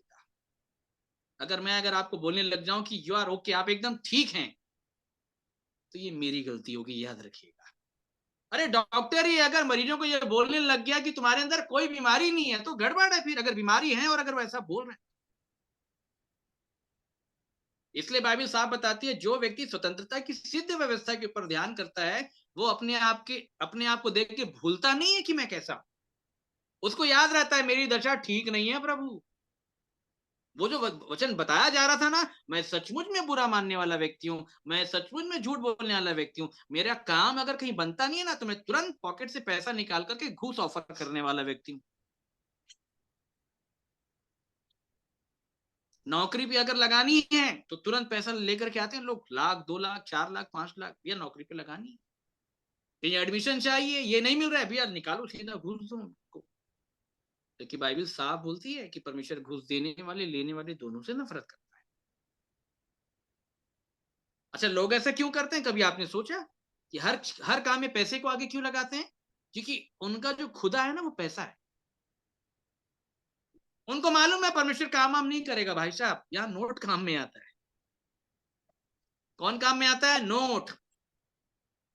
आप भी कर रहे हैं तो ये जान लेना कि आपका भी खुदा यही है, अगर कर रहे हैं तो। झूठ किससे बोलेंगे? आपके मन में यहां लग रही होगी मेरी बात, कहां आप तक कर लिए होंगे या कहां करने की तैयारी में होंगे, यहां लगी होगी बात, याद रखिएगा। और जो लोग वास्तव में मन फिराएंगे ना उनके हृदय छिद जाएंगे इन बातों को सुनकर के, याद रखिएगा। लोग क्यों कर रहे हैं? उनको मालूम है परमेश्वर नहीं करेगा। क्यों नहीं करेगा? क्योंकि उन लोगों ने परमेश्वर के लिए जीवन ही नहीं जिया है। आपने कभी हमारे लिए कुछ किया ही नहीं तो मेरे से क्या उम्मीद करेंगे आप? इसलिए जब समय आता है ना तो पैसे की ओर देखते हैं। इसलिए पौलुस ने कहा तीमुथियुस को कि संसार के धनवानों को आज्ञा दे कि चंचल धन के ऊपर आशा मत रखें। और जिन जिन लोगों ने चंचल धन के ऊपर आशा रखा, इनके पास जीवित आशा नहीं, वो आशा जो प्राण का लंगर है, जो पर्दे के भीतर तक लेकर के जाएगा, वो आशा उनके पास कहां से आएगी? तुम्हारा ईमान, तुम्हारा खुदा। वो 500 के नोट है, वो 2000 के नोट हैं जो मोदी जी अभी छपवा रहे। बात आ रही समझ में मेरे? परमेश्वर भक्ति का शोक, ऐसा पश्चाताप उत्पन्न करता है। किसका शोक? परमेश्वर भक्ति का शोक। तो भक्ति क्या? भक्ति हमको समझनी पड़ेगी। भक्ति क्या है? भक्ति की क्या परिभाषा है? परमेश्वर पिता की आज्ञा है। दाऊद कहता है कि हे परमेश्वर मेरे प्राण की रक्षा कर, क्योंकि मैं भक्त हूं। बाकी किसी के प्राण की रक्षा नहीं करेगा परमेश्वर, ठेका थोड़ी ना लिया है सबका। इसलिए लोग मरते चले जाते हैं, याद रखिएगा। नहीं करेगा कुछ। कोरोना काल में कितने चले गए, हमारे पास उत्तर है क्यों मरे हो। मैं पूरे रीजन आपको बता सकता हूं क्यों विश्वास करने वाले लोग चले गए, क्यों सेवक गण सो गए। उत्तर है हमारे पास बाइबल से। अरे कहां गया भजन संहिता 91 कि वो तुमको महामारियों की वेलियों के जाल से बचाएगा? कहां गया भैया वो परमेश्वर? कहां गया? घूमने चला गया, बाल देवता बन गया, सो गया? कहां चला गया? वो नहीं सोया, तुम सो गए। क्यों सांस लेने में तकलीफ हो गई लोगों को? इसके बहुत बड़े भेद हैं। अरे जो परमेश्वर जीवन का श्वास फूंक रहा था वो ले रहा है वापस। क्यों ले रहा है? 26 तारीख की मीटिंग में सेंट पॉल आइएगा तो बताएंगे आप, क्योंकि वहां बताना है हमको कोरोना के भेद क्या है, क्यों आया, क्यों मनुष्य सांस नहीं ले पाया, क्या काम परमेश्वर वहां पे कर रहा था कि जो मनुष्य सांस नहीं ले पाया। दाऊद कहता है कि मैं भक्त हूं, मेरे प्राण की रक्षा कर, मेरे प्राण की रक्षा कर, क्योंकि मैं भक्त हूं। कहता है क्योंकि मतलब कारण ये है, मतलब भक्त पूरे अधिकार के साथ बोल सकता है परमेश्वर। कैसे बोल सकता है? पूरे अधिकार के साथ। पिताजी आपने अपने वचन में कहा कि आप अपने भक्तों को बचाते हैं और मैं भक्त हूं प्रभु में जान के, आप मुझे बचाओगे, आप बचाते। वैसे परमेश्वर बचाता भी था। अच्छा, भक्ति कौन कर सकता है? भक्ति शब्द भक्त के अंदर से निकली है। भक्ति कौन करेगा? जो भक्त होगा। अगर भक्ति नहीं है तो भक्ति कहां से करेगा? बात आ रही समझ में? अगर भक्ति नहीं बना है तो भक्ति कहां से करेगा? चलिए मैं आपको भक्त और भक्ति दोनों का अर्थ मैं आपको बता देता हूं। मेरे साथ निकालें यूहन्ना रचित सुसमाचार उसका 9वां अध्याय,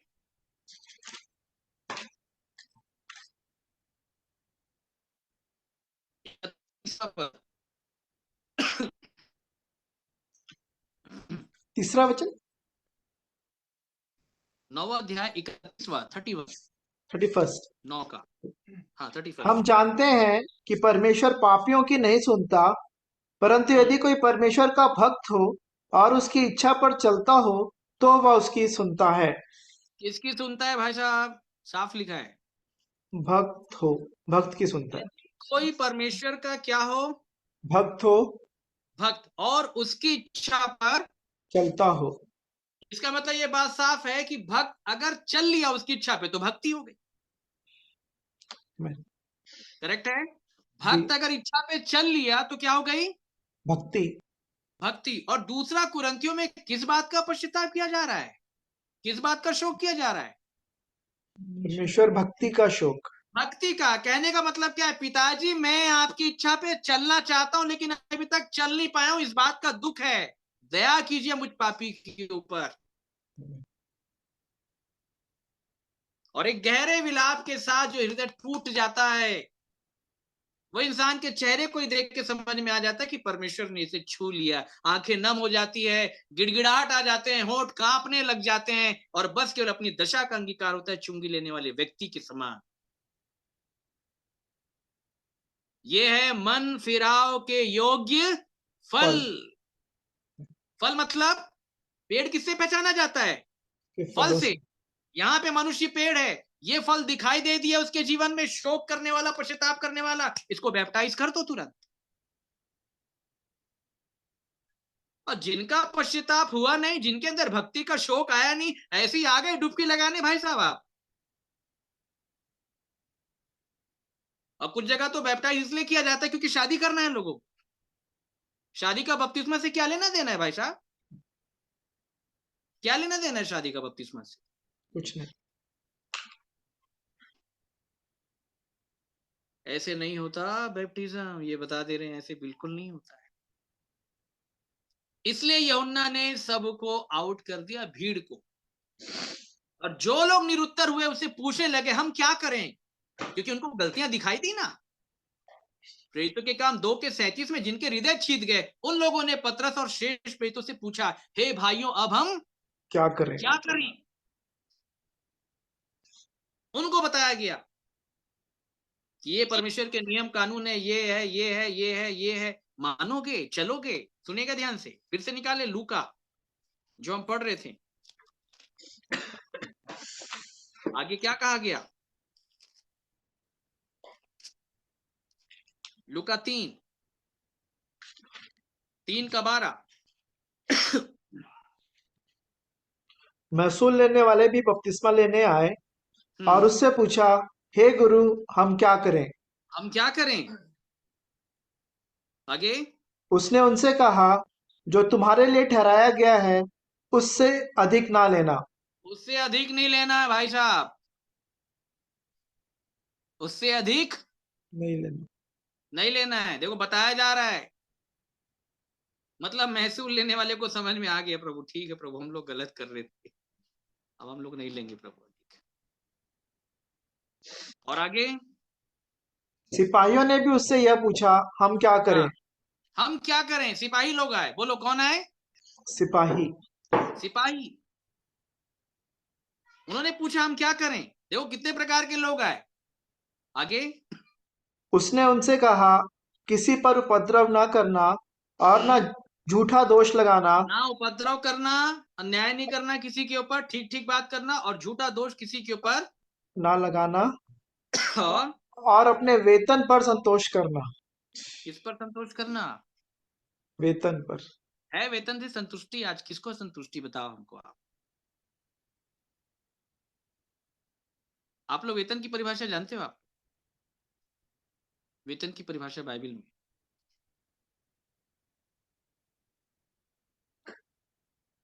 कितना वेतन होना चाहिए? देखिए किसी के अगर 50,000 है, लाख है, 2 लाख, 4 लाख, देखो हमको कोई तकलीफ नहीं है, ठीक है, लेकिन मैं कुछ बताना चाह रहा हूँ, वेतन कितना भी हो कोई तकलीफ नहीं है, लेकिन बाइबल में जिस वेतन पर संतोष करने के लिए कहा गया है वो वेतन कितना होता है? आप लोगों से पूछ रहा हूँ।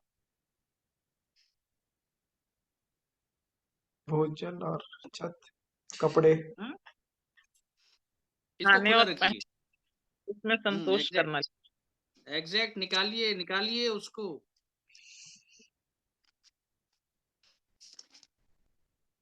पहला तीमुथियुस 6वां अध्याय 7वां पद।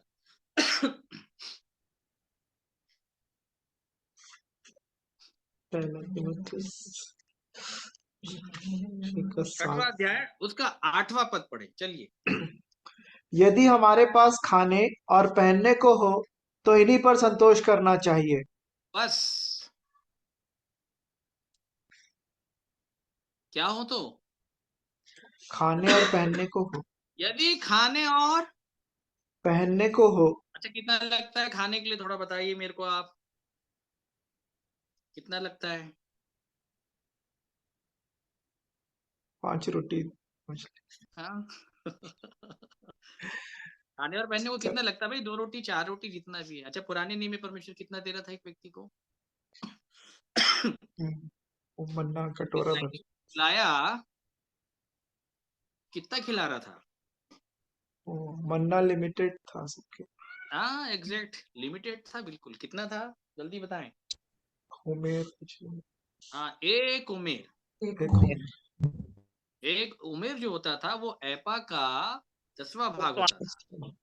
ठीक है, एपा मतलब 10 kg और ओमेर का मतलब होता है उसका 10%, 1 kg। और बाइबल में साफ लिखा हुआ था, सुन ले बड़े ध्यान के साथ, कि मैं प्रतिदिन तुम्हारे खाने के लिए, प्रतिदिन, बोलिए मेरे साथ, प्रतिदिन, एवरीडे, प्रतिदिन, प्रतिदिन एक दिन का भी एक्स्ट्रा नहीं दूंगा। सुन ले बड़े ध्यान के साथ। अगर जिनको स्वर्ग जाना है इस नियम को अच्छे से समझ लें। अगर और मैं अगर आपके सामने बैठा हूं तो इसी नियम को जानने और मानने के कारण बैठा हूं, ये मैं आपको बता दिया। ठीक है इनको बोल दे कि ये प्रतिदिन जाएंगे और प्रत्येक परिवार में जितने प्राणी हैं, एक एक प्राणी के पीछे 1-1 किलो लेना है। बोलो कितना लेना है? 1 किलो, 1-1 किलो सब। एक उमेर, एक उमेर, 1 किलो, एक उमेर, एक उमेर मतलब 1 kg। बोलिए कितना kg? 1 केजी। मतलब अगर परिवार में 4 लोग हैं तो कितना बटोरना है? बोलो। 4 किलो। हाँ, कितना बटोरना है? 4 किलो। 4 किलो। 4 किलो 100 ग्राम चलेगा बटोरोगे तो? नहीं। परमेश्वर फिर आपको बोलेगा अरे ठीक नहीं है, ये तो दूसरे का हिस्सा मार रहा है। ठीक है, अच्छा लोगों ने क्या किया फिर? ढेर सारा इकट्ठा कर लिया। लिखा है कि ज्यादा बटोर लिए। आ रही है बात समझ में? और कुछ लोग को कम मिला, लेकिन जब बाद में तौला गया ना तो सबको प्रभु बराबर कर दिया। सबको प्रभु क्या कर दिया? बराबर।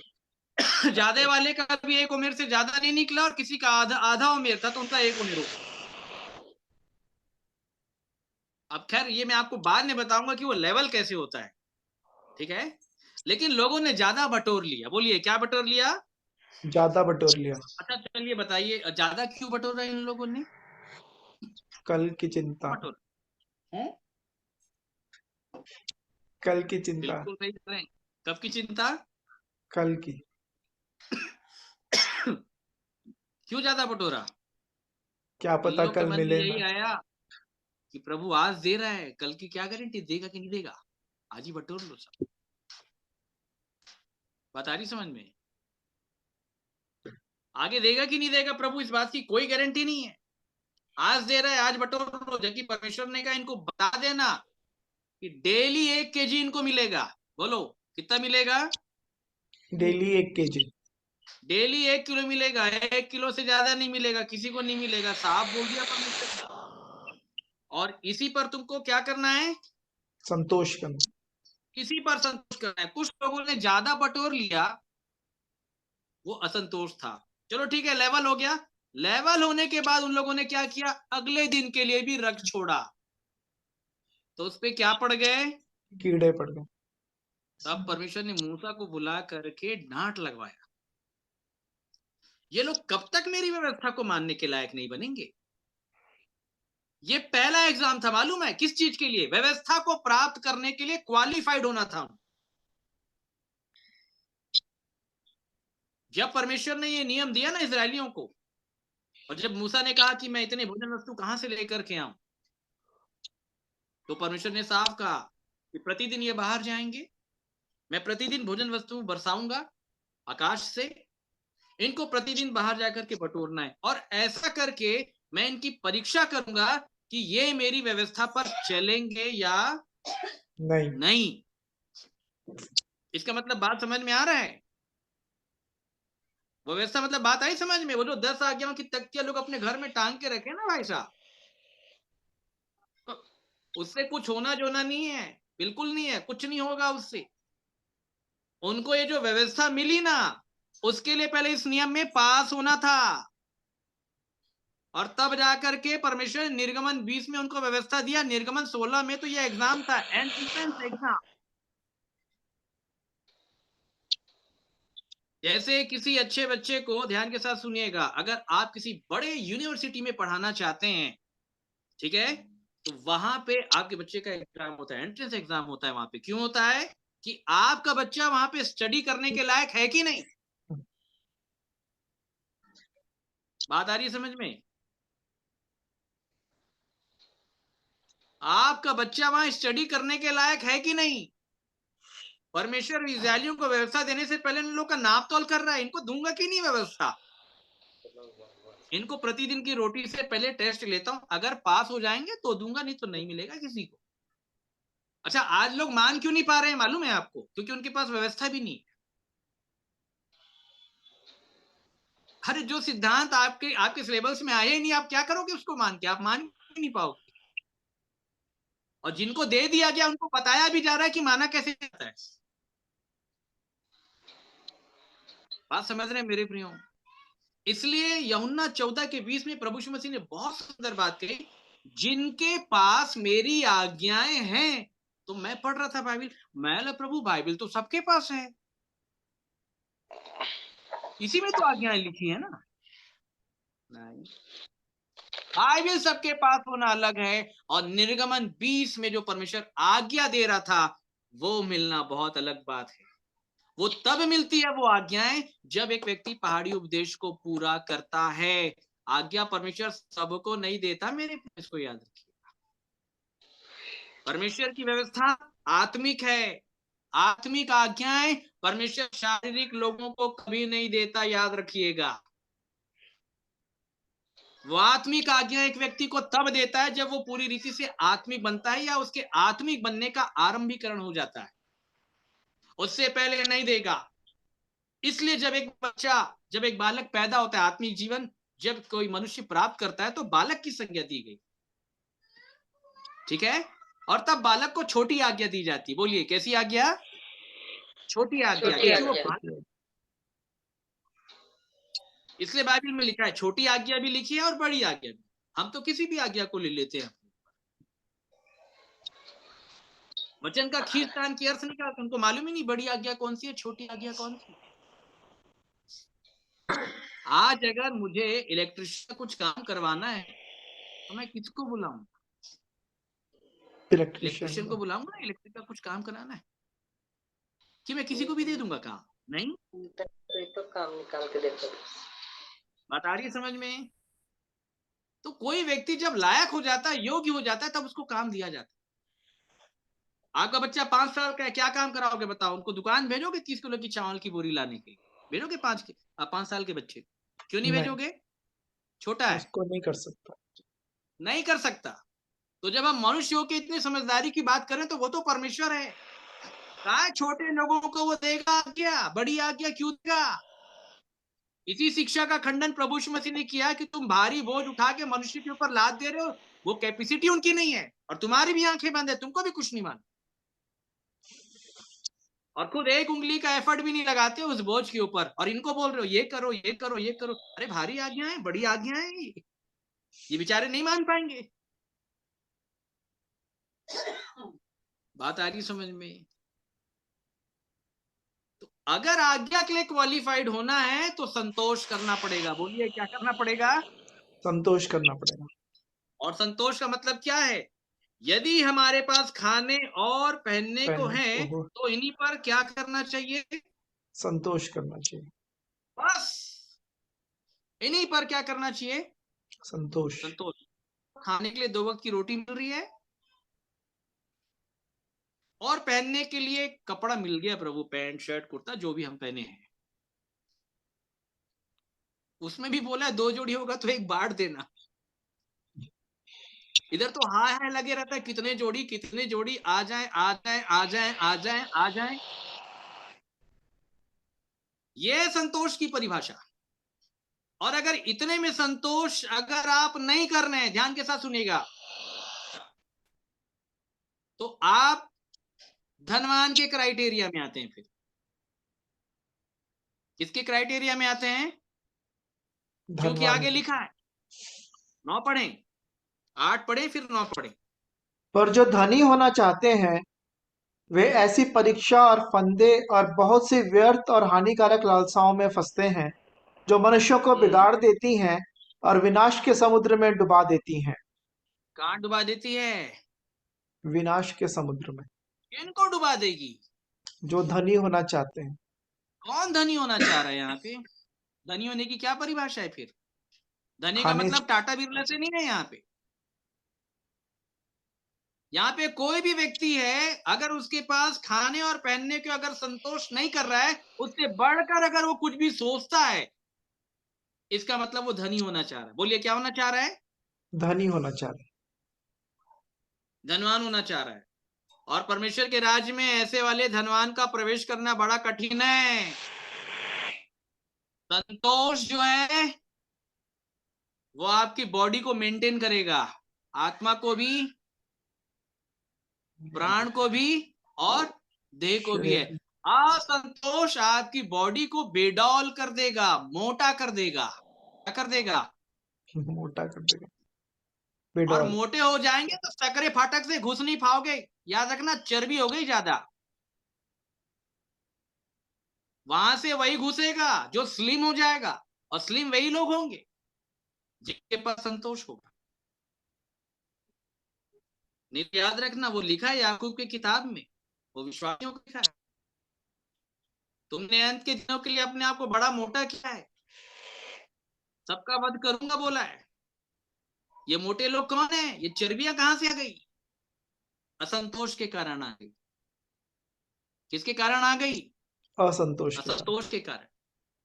ये जो तुम भविष्य काल को इकट्ठा कर रहे हो ना, जैसे इजरायली इकट्ठा कर रहे थे कल के लिए, प्रभु यीशु मसीह ने कहा इकट्ठा नहीं करना, कीड़ा पड़ेगा। बोलो क्या पड़ेगा? कीड़ा पड़ेगा। कीड़ा। विश्वासी इकट्ठा करना चालू कर दिया, इसलिए कीड़े आ गए। ये कौन से कीड़े? अगर वो सुसमाचार का वस्त्र कभी पहना होगा ना, तो ये वो कीड़े हैं जो सुसमाचार के वस्त्र को खा देते हैं और उसको नंगा बना के छोड़ देते हैं। इसलिए उसके जीवन से नंगाई के काम होते चले जाते हैं। याद रखना, ये कुर्ता तभी मिलेगा जब एक व्यक्ति संतोष की शिक्षा में आएगा, जिसके पास दो कुर्ते हों। किसकी शिक्षा में आएगा?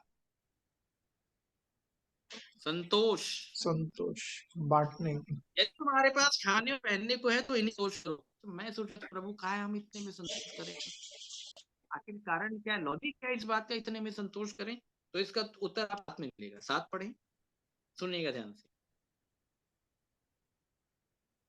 क्योंकि ना हम जब साथ पढ़े इसका 6 का 7। अमन भाई आप पढ़ें, साउंड की नहीं आ रही है जी। 10वां वचन, 6 का 7। 6 का 7वां वचन जी। क्योंकि ना हम जगत में कुछ लाए हैं और ना कुछ ले जा सकते हैं। क्योंकि ना हम जगत में कुछ लाए हैं और ना कुछ ले जा सकते। तो बटोर किस लिए रहे हो भाई साहब? कुछ लेके जा सकते हैं? नहीं। बोलो आए कैसे थे? नंगे आए थे। नंगे आए थे। बोलिए कैसे आए थे? नंगे आए थे। तो किसी ने कपड़ा पहना दिया तो एहसान कर दिया ना हमारे ऊपर। किस बात का गम? इतने में खुश हो जाना चाहिए कि कपड़े मिल गए भाई साहब। नहीं। और जीने के लिए 2 वक्त की रोटी है, परमेश्वर बोल रहा है खिला रहा हूं ना, बस इतने में थैंक यू लॉर्ड। ठीक है। अब लोग आ गए, ब्रांड ब्रांड करने लग गए। क्या करने लग गए? ब्रांड का चाहिए। बाइबल में साफ लिखा है, बहुमूल्य कपड़ों से अपने आप को ज्यादा संवारने का प्रयास मत करो। ब्रांड के पीछे भागने वाले लोगों, याद रखना कि कफन का कोई ब्रांड नहीं होता। याद रखिएगा, कोई ब्रांड नहीं होता। जाना वही है सबको, 2 गज जमीन के नीचे। इसलिए ईमानदारी के साथ चले जाए, परमेश्वर को जीवन सौंप के, तो ये ज्यादा अच्छा है। तो बात आ रही समझ में मेरे प्रियो? बाइबल क्या बताती? ना हम जगत में कुछ लेके आए थे, ना कुछ लेके जा सकते हैं। हाँ, इसलिए अय्यूब बोलता है कि मैं नंगा आया था और नंगा जाऊंगा, नंगा लौट जाऊंगा। इसलिए जो भी आया और गया उसने कहा यहोवा ने दिया था, यहोवा ने थैंक यू लॉर्ड। मेरा नुकसान क्या हुआ? नुकसान तो कुछ भी नहीं हुआ ना मेरा। आप लोग समझ पा रहे हैं मैं क्या बोलना चाह रहा हूँ? जी। नुकसान क्या हुआ भाई साहब आपका? आप तो नंगे आए थे, तो किस बात का मलाल है? में छोटी सी कुर्सी भी है ना, तो थैंक यू बोलना सीखो। सोने के लिए पलंग मिल गया ना, डबल थैंक यू बोलना सीखो। इतने में संतोष कर लो। संतोष की परिभाषा का आरंभीकरण यहीं से है कि प्रभु कपड़ा पहना दिया आपने एक जोड़ी, भले टेरिकॉट का है चलेगा, खादी का नहीं है, ऐसे कोई लेना देना नहीं है। Thank you Lord. खाना आप खिला रहे हैं प्रभु, भले बासमती राइस नहीं है, मोटा चावल है, धन्यवाद प्रभु। इसी में संतोष। बात आ रही समझ में? अब आई आपको बात समझ में? अपने वेतन पर क्या करो? संतोष करो। हाँ, तब बैप्टाइज हो सकते हो। समझ रहे हैं? इसमें संदेह नहीं, भक्ति का भेद बहुत गंभीर है। हाँ, बहुत गंभीर है, इसको याद रखिएगा। इसलिए उसने सदूकी फरीसी सबको रिटर्न कर दिया। आपको मालूम है, जब प्रभु यीशु मसीह ने ये संदेश दिया ना कि कल की चिंता नहीं करना, ये नहीं करना, वो नहीं करना, नीचे लाइन में लिखा है, फरीसियों ने उसको ठट्ठों में उड़ाया, क्योंकि लिखा है फरीसी मन के लोभी थे, वो कल की चिंता में लगे थे। प्रभु यीशु मसीह का विरोध यहां से हुआ, ये मैं आपको बता देता हूं, इस सत्य शिक्षा से हुआ। जब प्रभु यीशु मसीह चिन्ह चमत्कार दिखा रहे थे ना, सभी को बड़ा अच्छा लग रहा था, मालूम है? बड़ा अच्छा लग रहा था, सबको बहुत अच्छा लग रहा था। और प्रभु यीशु मसीह ने जब अनंत जीवन को प्राप्त करने वाला ज्ञान बांटना चालू किया ना, तो बहुत सारे लोग उसमें कटने लग गए, तब बुरा लगा उनको। अरे हम इस क्राइटेरिया में ही नहीं आ रहे भाई, इसके आधार पर तो हम लोग स्वर्ग नहीं जाएंगे। अच्छा, ये बड़ा अपने आप को धर्मी समझ रहा है, हम लोग पापी हैं, हम लोग नहीं है, इसी को मार डाल।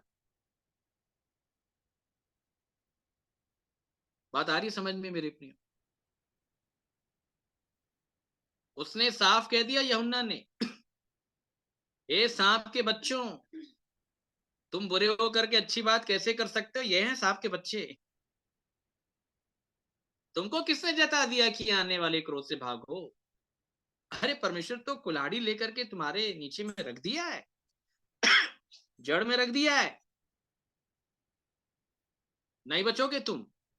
तुमने बहुत उसके विरोध में जीवन यापन कर लिया है, तुमने अभी तक तुम फल नहीं लाए। ये सब अनुभवी लोग हैं, इनको काटने की तैयारी कर रहा है परमेश्वर। इतने वर्ष हो गए, फल कहां है भाई? फल कहां दिख रहे विश्वासियों के जीवन? फल नहीं है, अभी भी बचना है तो छाती पीट लो, बोला उसने। क्या कर लो? छाती पीट लो। ये मत सोचना हम अब्राहम के वंश के हैं, ये मत सोचना विश्वासी घराने में पैदा हो गए, ये मत सोचना कि हम ईसाई घराने में पैदा हो गए तो हमको स्वर्ग मिल जाएगा ना, बिल्कुल नहीं मिलेगा। ये बिल्कुल नहीं सोचना, ये सोचने से स्वर्ग नहीं है। स्वर्ग योग्यताओं से मिलता है। जो व्यक्ति उस योग्य ठहरेगा वो उसमें प्रवेश करेगा। इसलिए लिखा है मन फिराओ के योग्य फल लाओ। योग्य, तो जब ये फल दिखाई देता है, पश्चाताप करने वाला, ये करने वाला, याद रखिएगा, तब परमेश्वर उसको देख करके बोलता है ये व्यक्ति मन फिरा सकता है भाई, इसको बैप्टाइज कर दो, ये फिरा सकता है। मन फिराओ के योग्य फल लाओ मतलब क्या है भाई? वो पहचान बता रहा है उसकी, वो कर सकता है। आप इलेक्ट्रिशियन है, आप काम कर सकते हैं, पहचान क्या है? आपके पास टेस्टर है, आपके पास वायर है, आपके पास बल्ब है, देख के बोलते हैं हाँ ये कर सकता है भाई, इसको काम दे दो भाई, आओ हमारे यहाँ का लाइट थोड़ा सुधार दो। मन कौन फिरा सकता है? जो पश्चातापी हो गया, इस नियम का मानने वाला हो गया, भक्ति का शौक आ गया, उसको देख के परमेश्वर बोलता है हाँ ये फिरा सकता है भाई, इसको बैप्टाइज कर दो। ऐसे नहीं हो सकता भाई साहब किसी का बपतिस्मा। मैंने बोला ना कि बिना साबुन लगाए नहा के निकले हैं। ये मैं इसलिए बोल रहा हूँ क्योंकि हमारे घर का भी यही हाल था। हमारा तो बाद में हुआ और वास्तविक वाला हुआ, छाती पीट के हुआ जब परमेश्वर ने बुलाया। नहीं तो ये हमारे यहाँ परिवार में, हमारे यहाँ मेरी माता जी, मेरे पिताजी, मेरी बहनें, चर्च जाना, बाइबल पढ़ना, प्रार्थना करना, बढ़िया गाना गाना, ये करना वो करना, बस इसी आधार पे हो गया था। छाती पीटना तो बाद में सीखे, और इसलिए उनका जीवन भी जस के तस था। बैप्टाइज होने से पहले भी वही जीवन और बैप्टाइज होने के बाद भी वही जीवन। तो मेरे प्रियो आप समझ पा रहे हैं? इसलिए उसने कहा, यूहन्ना ने, कुल्हाड़ा पेड़ की जड़ पे धरा हुआ है, अपने मन में ये मत सोचो कि तुम अब्राहम के वंश हो, विश्वासी हो तो बच जाओगे, तो नहीं बचोगे। हम बता दे रहे कि क्योंकि तुम्हारे पास ये योग्यता नहीं है। और इसलिए साफ लिखा हुआ है मन फिराओ के योग्य फल लाओ, और अपने मन में ये मत सोचो कि तुम अब्राहम की संतान हो, क्योंकि यमुना बोलता है मैं तुमसे सच सच कहता हूं, परमेश्वर इस पत्थर से अब्राहम के लिए संतान उत्पन्न कर लेगा। पत्थर कौन है वहां पे? अन्य जाति हैं भाई साहब। कौन है पत्थर? अन्य जाति। अन्य जातियां, याद रखिएगा। तुम नहीं आओगे तो क्या कहा? राज्य की संतान नहीं आए। विवाह के भोज के दृष्टांत पे लिखा है, तो गांव में जाओ, नगर में जाओ, बाजारों में जाओ, वो सब अन्य जातियों का दर्शन है। बोला निमंत्रित लोग योग्य नहीं ठहरे। कौन है? पहला निमंत्रण किसको मिला? इजरायलियों को मिला, यहूदियों को मिला।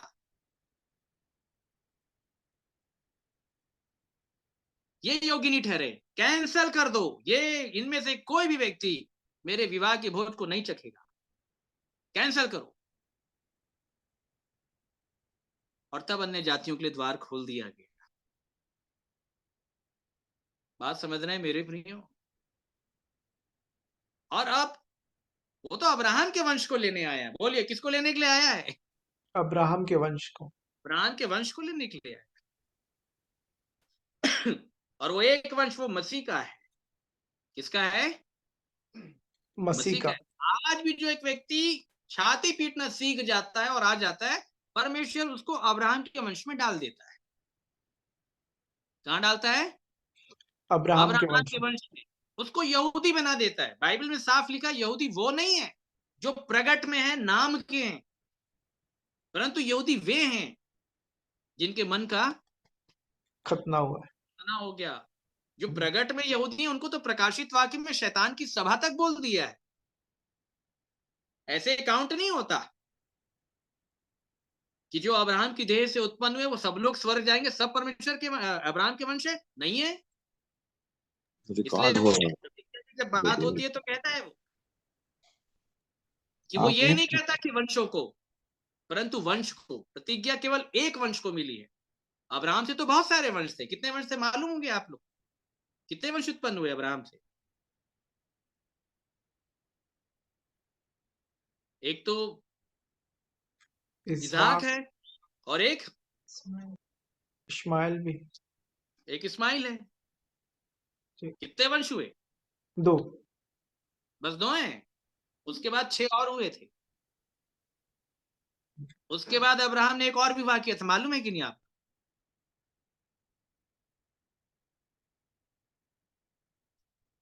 कतूरा नाम था उसकी पत्नी का। क्या नाम था? कतूरा।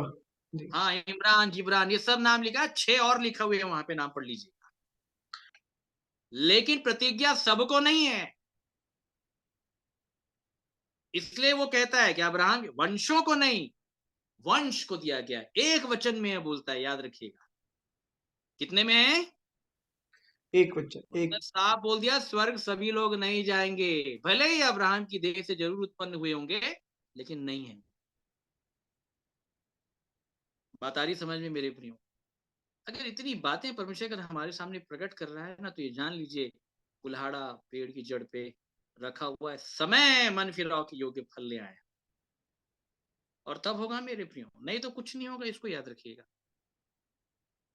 बातों को जानना समझना बहुत जरूरी है, क्योंकि परमेश्वर इन पत्थरों से अब्राहम के लिए संतान, इन पत्थरों से उत्पन्न कर लेगा। वो पत्थरों से उत्पन्न कर लेगा। वो अन्य जातियों को बुला लेगा, और आज अन्य जातियों को बुला भी रहा है, इसलिए बड़ी मात्रा में। समझ रहे हैं? क्या यहूदी, क्या यूनानी? कोई यहूदी अगर नहीं है तो सब यूनानी। यूनानी में सब आ जाते हैं। ईसाई आदमी भी यूनानी में आता है। ईसाई तो एक्चुअली कोई जाति चीज नहीं है, ये मैं आपको बता देता हूँ, बुरा मत मानिए। ईसाई अपने आप में कोई जाति नहीं है, कोई धर्म नहीं है, ये बनाया हुआ है। केवल 2 ही है, याद रखिएगा। एक यहूदी है, धर्म यहूदी को माना गया है। किसको माना गया है? इसलिए आज भी जब फॉर्म जब भरा जाता है ना, तो उसमें यहूदी धर्म का एक कॉलम आपको मिलेगा, याद रखिएगा। यहूदी धर्म है। ये तो क्रिश्चियनिटी का निर्माण, ये तो रोमन कैथलिक लोगों की देन है भाई साहब। किसकी देन है? Roman Catholics. रोमन कैथलिक लोगों की देन है। क्या समझते हैं आप? ये जो बना दिया ना, ये जो यूं बना दिया ना, ये सब रोमन कैथलिक लोगों की देन। ये जो लोगों ने बना दिया, इसको तो प्रभु यीशु मसीह ने ढा दिया था। पतरस तो बड़ी तारीफ कर रहा था, देख प्रभु कैसे विशालकाय पत्थर है। प्रभु बोला सब गिरा दूंगा। वो समय आता है जिसमें सच्चे भक्त पिता की आराधना आत्मा सच्चाई से कहीं भी करेंगे। लोग चर्च किसको बोलने लग गए? ये ईटा को पत्थर को, वो थोड़ी ना चर्च है। कौन बोल दिया कि वो चर्च है? चर्च नहीं है। अरे आत्मा को रहने के लिए देह चाहिए। क्या चाहिए? देह। आपकी आत्मा कहाँ रहती है? आपकी देह के अंदर। आपके पिताजी की आत्मा कहाँ है? उनकी देह के अंदर। आपकी माता की आत्मा कहाँ है? उनकी देह के अंदर। आपकी पत्नी की आत्मा कहाँ है? उनकी देह के अंदर। आपके बच्चों की आत्मा कहाँ है? उनकी देह के अंदर। तो परमेश्वर की आत्मा कहाँ रहेगी? ईटे के अंदर।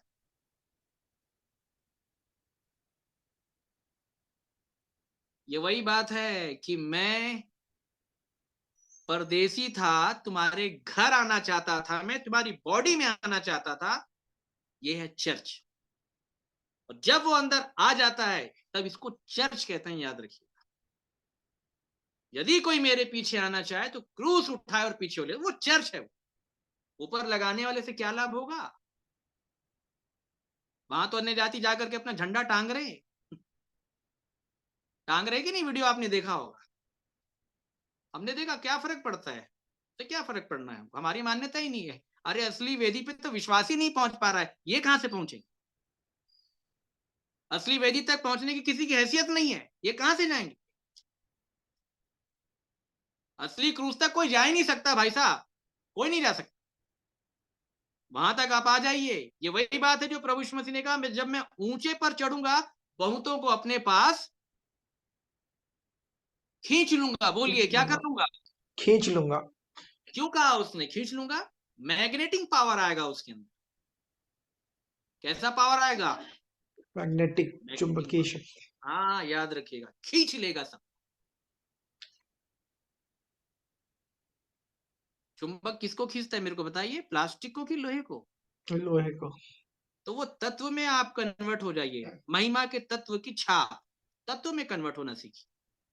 अभी हमारे पास समय नहीं कि तत्व की क्या परिभाषा है बाइबल में, यौगिक की क्या परिभाषा है, साइंस क्या बोलती है बाइबल के। बाइबल क्या बताती है साइंस?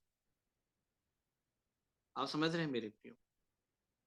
तो अगर लोगों को बचाना है तो ऊंचे पर चढ़ जाओ, चुंबक बन जाओ, खींच लोगे। बोल के तो प्रभु यीशु मसीह किसी को नहीं बचा पाया। आपका और मैं कहां से बचा? मैं आपको बोल के नहीं बचा सकता। वो तो 3.5 साल तक के प्रचार किए, सब छोड़ के चले गए।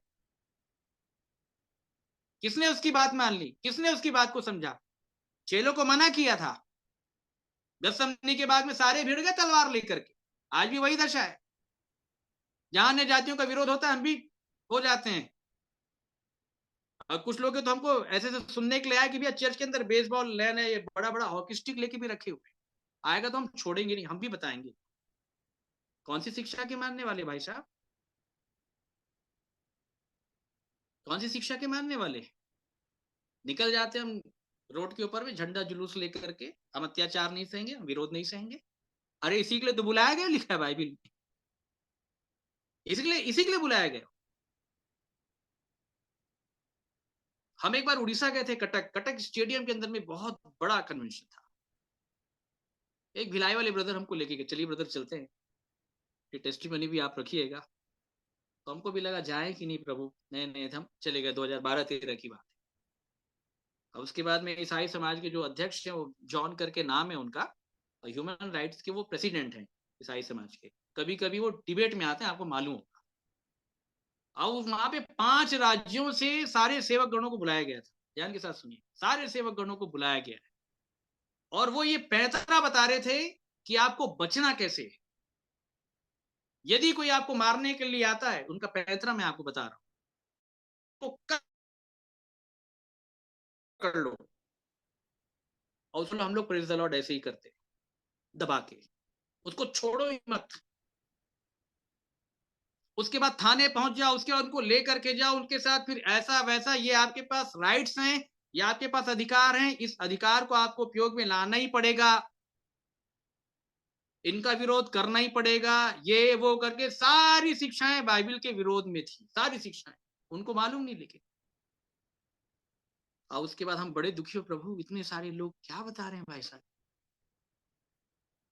तो उसके बाद ना वो माइक भिजवा दिया ऑडियंस पे, कोई कुछ बोलना चाहता है तो पहले हम ही बोले लाओ इधर लाओ माइक दो करके। मैं 2 दिन से आपका वक्तव्य सुन रहा हूँ पास्टर साहब, और मैं बोला बाइबल की कुछ वचन मैं आपके सामने रखना चाहता हूँ कि बाइबल ये बताती है कि यदि कोई परमेश्वर का विचार करके, पहला पत्रस में लिखा है, यदि कोई परमेश्वर का विचार करके अन्याय से दुख उठाता हुआ क्लेश को सह लेता है तो ये सुहावना है, हम इसी के लिए बुलाए गए हैं। तो हम अन्याय सहने के लिए बुलाए गए हैं, ये मेरा जॉब है, मैं इसके अगेंस्ट कैसे जा सकता हूं। वो विश्वास नहीं करोगे, पुलपिट से हड़बड़ा गए वो। मतलब बाइबल की पूरी शिक्षा इसी के ऊपर आधारित है, एक शिक्षा नहीं है, मैं वो पूरी शिक्षा इसके ऊपर आधारित है। तुम दुख उठाने के लिए बुलाए गए हो। इसलिए प्रभु यीशु मसीह का कैरेक्टर आप देख लो, जब उसको मारा जा रहा था ना, वो प्रार्थना कर रहा था, वो न्यायालय नहीं जा रहा था। क्या उसके पास अधिकार नहीं था? अरे बाइबल में साफ लिखा है, अपने अधिकार को कभी उपयोग में मत लाना। पौलुस ने बताया, हम प्रेरित होने के नाते तुम्हारे ऊपर दबाव डाल सकते थे, लेकिन हम अधिकारों को काम में नहीं लाते, इसलिए कि हम तुम्हारे ऊपर आदर्श है। यह परमेश्वर की महानता है, अधिकार होने के बावजूद, पावर होने के बावजूद ही पावरलेस बन जाना। मेरे से माइक छीन लिए, मालूम है आप, माइक छीन लिए मेरे से, और बोले ब्रदर देखो ये संसार है तो ये करना पड़ेगा। तुम ऐसा बोलो, मतलब संसार है मतलब वो जैसे अन्य जाति लोग करते हैं, आप भी वही चाल चल रहे हैं। तो हमको समझ में आ गया, मतलब इनको बाइबल के नियम से कुछ लेना देना नहीं है, अपन उठे निकल लिए। हाँ, लेकिन कुछ लोग आ गए फिर हमसे मिलने, जो ब्रदर लोग पादरी पाचे जो प्रेज द लॉर्ड बोल के चिल्लाते थे ना, उनकी हर एक लाइन को वो आ गए, अरे ब्रदर ऐसा लिखा है, अरे परमेश्वर ये बोलता है। हमने कुछ लोगों को संदेश दे डाला। तो बात आ रही समझ में मेरे अपनी हो, ये परमेश्वर के वचन की शिक्षा है, इससे बाहर कुछ नहीं होगा, कुछ भी नहीं होगा इससे बाहर। कोई स्वर्ग पर नहीं जाएगा, इसको याद रखिएगा। इस नियम को बिना माने आप नहीं जा पाओगे, आप कोई नहीं जाएगा। पादरी है, पास्टर है, रेवरेंट है, बिशप है, नेशनल है, इंटरनेशनल है, उससे कोई लेना देना नहीं। इससे क्या हो जाएगा? अभी कलीसिया में 500 है, 1000 है, 5 लाख है, 10 लाख है, उससे कुछ लेना देना नहीं है। उससे थोड़ी ना डिसाइड हो जाएगा कि ज्यादा लोग हैं तो स्वर्ग जाएंगे। अरे यूहन्ना ने रिजेक्ट कर दिया, क्या समझ रहे हैं आप? रिजेक्ट कर दिया यूहन्ना ने, प्रभु यीशु मसीह ने भीड़ को रिजेक्ट कर दिया। बड़ी भीड़ जब उसके साथ चलती थी ना तो खुश नहीं होता था वो, उसको मालूम था, क्योंकि लिखा है कि यीशु हर एक के मन को जानता है कि इनके मन में क्या है, ये क्यों आए, उसको मालूम है। ये रोटी कपड़ा मकान के लिए आए, ये क्यों आए, ये वो 5 रोटी और मछली खाने के लिए आए हैं। और एक दिन जब 5000 लोगों को खाना खिलाया ना, अगले दिन फिर मुंह उठा के कफरनहूम पहुंच गए थे। उस दिन नहीं खिलाया, उनको आउट कर दिया, अगली बार खिलाया ही नहीं है, चिढ़ गए। उसके बाद सब वापस हो गए, 70 चेले भी आए थे, जोश जोश में बन गए थे, वो भी वापस। 12 को बोला तुम लोग को क्या बोलना है, तुम लोग भी बोल लो। पतरस बोला प्रभु किसके पास जाएं, अनंत जीवन की बातें केवल आपके ही पास है, तो चलो अब मेरे पीछे। किसी ने पूछा उद्धार पाने वाले कितने हैं, पूछा कि नहीं पूछा प्रभु यीशु मसीह? तो क्या कहा भाई साहब, अमन भाई, क्या कहा प्रभु यीशु मसीह ने? थोड़े। हाँ थोड़े हैं, भले ही अब्राहम के संतानों की संख्या समुद्र के बालुओं के किनको किनाई बहुत होंगे, परंतु बचेंगे थोड़े। थोड़े की परिभाषा मालूम है अपन को? थोड़े की परिभाषा एक उदाहरण में हमेशा लेता हूँ। आपके घर में ना नमक का डब्बा होगा, उस पे 1 किलो का नमक आप निकाल के डालते हो, ठीक है? और जब सब्जी आप बनाते हैं ना,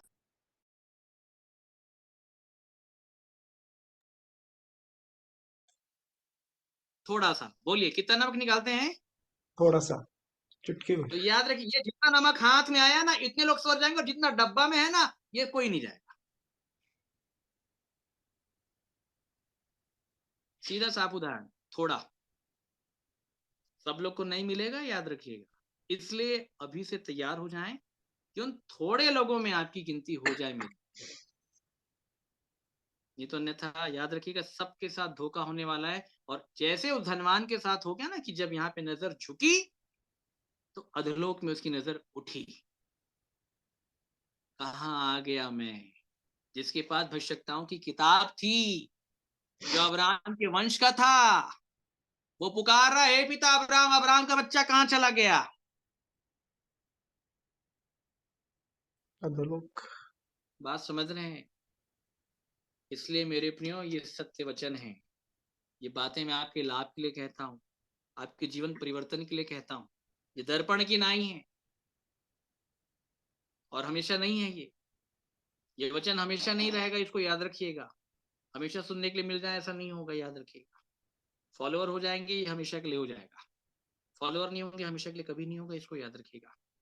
इसलिए आज समय है, अगर हमने वास्तव में इसके वचन को सुना है मेरे प्रिय, और वास्तव में अगर हमको हमारी दशा समझ में आ रही है, तो परमेश्वर के सामने इन विषयों के लिए अंगीकार करें, क्योंकि जान लें कि परमेश्वर इन पत्थरों से अब्राहम के लिए संतान उत्पन्न कर सकता है।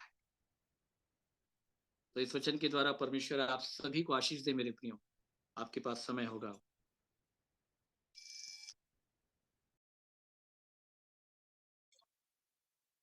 परमेश्वर पिता का इन अद्भुत वचनों के लिए, आह्वान भरे निर्णय लेने वाले वचनों के लिए हम धन्यवाद देते हैं। अभी समय होगा कि आप में से कोई जन कुछ कहना चाहते हैं, अपनी बात आप रख सकते हैं।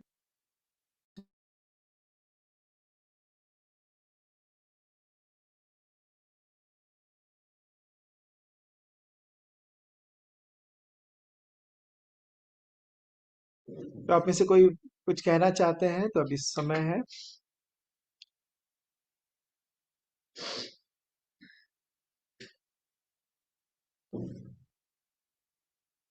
तो मैं निवेदन करूंगा बेला आंटी जी से, यदि वो प्रार्थना में हमारी अगुवाई करें।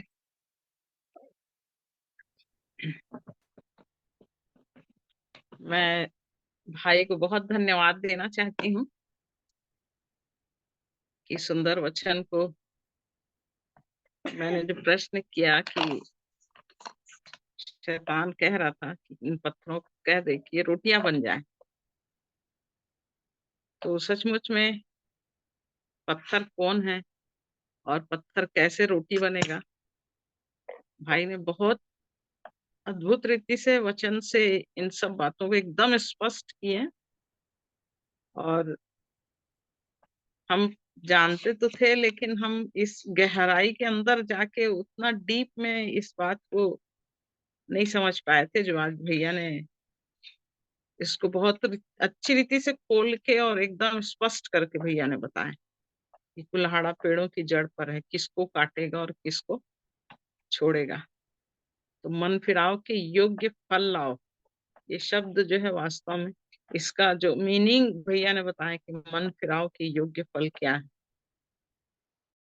मैं धन्यवाद देती हूँ भाई का और परमेश्वर पिता का कि सचमुच में इस सुंदर वचन को हमारे सामने प्रभु की दया में होके कि हम इन बातों को वास्तव में हम अपने जीवन में पूरा कर लें, समय रहते इन बातों को समझ लें। ये प्रभु की दया है कि हम किसी भी रीति से उस फल से वंचित ना हो, और ना ही हम उस महिमा से जो प्रभु हमको देना चाहता है, जिसके लिए हमको रखा है प्रभु ने, कि हम उस भाग को पालें, उसके लिए हमको अवसर दे रहा है। क्योंकि समय बहुत थोड़ा सा है और बहुत ही अंतिम क्षण में है। तो ये परमेश्वर की दया है कि हमको इस झुंड में ऐसे भाई को मुलाकात करा के हमको जांचने के लिए अवसर दे रहा है प्रभु, कि हम अपने आप को जांच लें और जहां जहां हम अपने जीवन में सही नहीं है, उन बातों को अपने जीवन में सही करते चले जाएं। तो मैं अपने बड़े भाई का बहुत धन्यवाद करती हूँ कि सचमुच हम प्रश्न करते हैं और भैया वचन से ऐसे अद्भुत रीति से खोल के बताते हैं कि उस भेद को जो प्रभु ने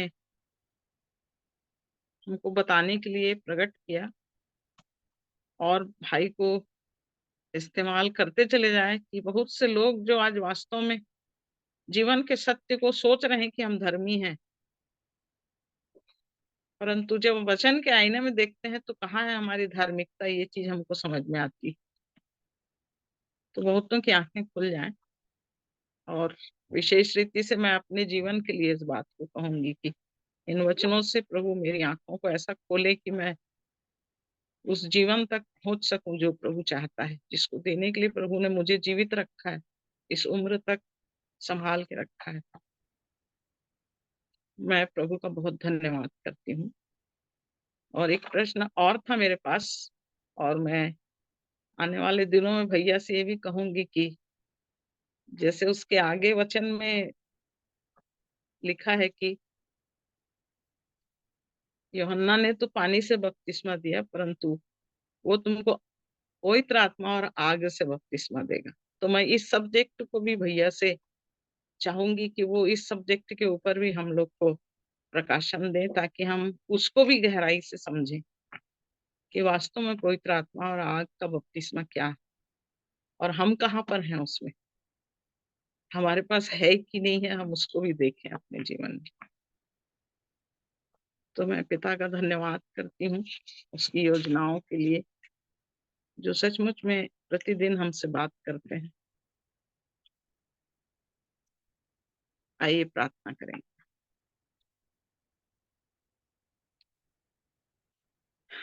हमारे जीवते परमेश्वर पिता,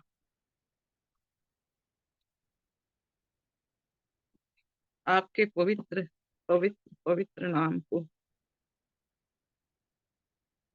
सराहते हैं। आप धन्य हैं, आपका नाम सबसे ऊंचा है, आप महान परमेश्वर हैं। उस गहरे प्रेम के लिए जो आपने मनुष्य से किया है, कि आपने अपने पुत्र के द्वारा हमसे बातें किया है प्यारे प्रभु, अपने उस मुक्तिदाता के लिए जो हमारे लिए उस ऊंचे स्थान पर पहुंचाया गया, जिसने मेरे पापों के लिए क्रूस को उठा लिया, मुझे गुनाहों से छुड़ाने के लिए बलिदान होकर मृतकों में से जी उठा। मैं अपने उस उद्धारकर्ता के नाम से इस रात्रि के समय आपके चरणों के पास आती हूँ। धन्यवाद देती हूँ प्यारे पिता,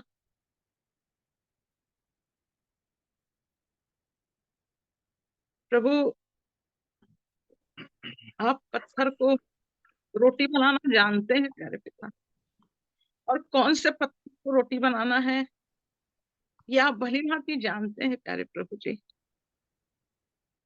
आप हमारे अंदर मन फिराव के योग्य फल देखना चाहते हैं प्यारे प्रभु। आज प्रभु आपके वचन से अपने आप को जांचने के लिए आपने हमें अवसर दिया कि क्या मेरे अंदर मन फिराव के योग्य फल है। यदि वो फल मेरे जीवन में नहीं होगा तो कुल्हाड़ा इस पेड़ की जड़ पर रखा हुआ है और वो काट कर आग में झोंक दिया जाएगा। प्रभु आपका वचन सत्य है। आपने अपने आप को जांचने के लिए, अपने जीवन को पहचानने के लिए प्रभु अपने सत्य वचन को मेरे सामने खोला प्यारे प्रभु। मैं उसके लिए आपका धन्यवाद धन्यवाद धन्यवाद करती हूँ मेरे राजा। हाँ प्रभु, परमेश्वर भक्ति का शोक, ऐसा पश्चाताप प्रभु जो मेरे जीवन को प्रभु जी उस छाती पीटने की अवस्था में अपने तोड़कर जीवन को आपके चरणों में लाने के लिए, हर उस दशा को अपने अंदर देखने और पहचानने के लिए, हाँ प्रभु, कि मैं अपनी शारीरिक दशा से पूरी रीति से निकल सकूं और प्रभु वो योग्य फल प्रभु जो आप मेरे जीवन में देखना चाहता है उसे मैं अपने जीवन में पूरा कर सकूं। मेरी सहायता कीजिए प्यारे प्रभु। उस चुंगे लेने वाले के समान मेरी दशा पर तरस खाइए प्यारे पिता। हाँ प्रभु, जिसने कहा मैं इस योग्य नहीं हूँ प्यारे पिता कि मैं तेरे ऊपर दृष्टि उठा सकूं। हाँ प्रभु, अपने हृदय को खोलकर हम भी यही मांगते हैं प्यारे पिता, इस झुंड में प्रभु हम सब प्रभु उस चुंगी लेने वाले के समान बन जाए प्यारे प्रभु, जो छाती पीट पीट कर ये कहे कि प्रभु मैं इस योग्य नहीं हूँ, प्रभु मुझ पर दया कर, हे यीशु मुझ पर दया कर। तेरी सहायता से हमारे अंदर वो मन फिराव आ जाए प्रभु, कि हम उस बपतिस्मे को प्रभु जी, उस वस्त्र को प्रभु जो आपने हमें देने के लिए उपाय किया है प्यारे पिता, अपने इस जीवन में प्रभु हम उस वस्त्र को अपने अंदर पाने के लिए तैयार हो जाए प्रभु। हाँ पिता, आपने एक एक वचनों से हमसे बातचीत किया प्यारे प्रभु जी, आपने इस्राएलियों को उतना ही दिया प्यारे प्रभु जी जितना उनके जीवन की आवश्यकता थी, और ये आरंभ था प्यारे प्रभु जी। आप भी हमें उतना देते हैं प्रभु जितना हमारे जीवन की आवश्यकता है प्रभु। इस आरंभ को प्रभु हम अपने जीवन में पहचाने, और इन परीक्षाओं में हम अपने जीवन को प्रभु सफलता की सीढ़ी में चढ़ने के लिए एक आरंभ प्रभु हम अपने जीवन में फिर से करने पाए। प्यारे पिता, हम आपका धन्यवाद धन्यवाद धन्यवाद करते।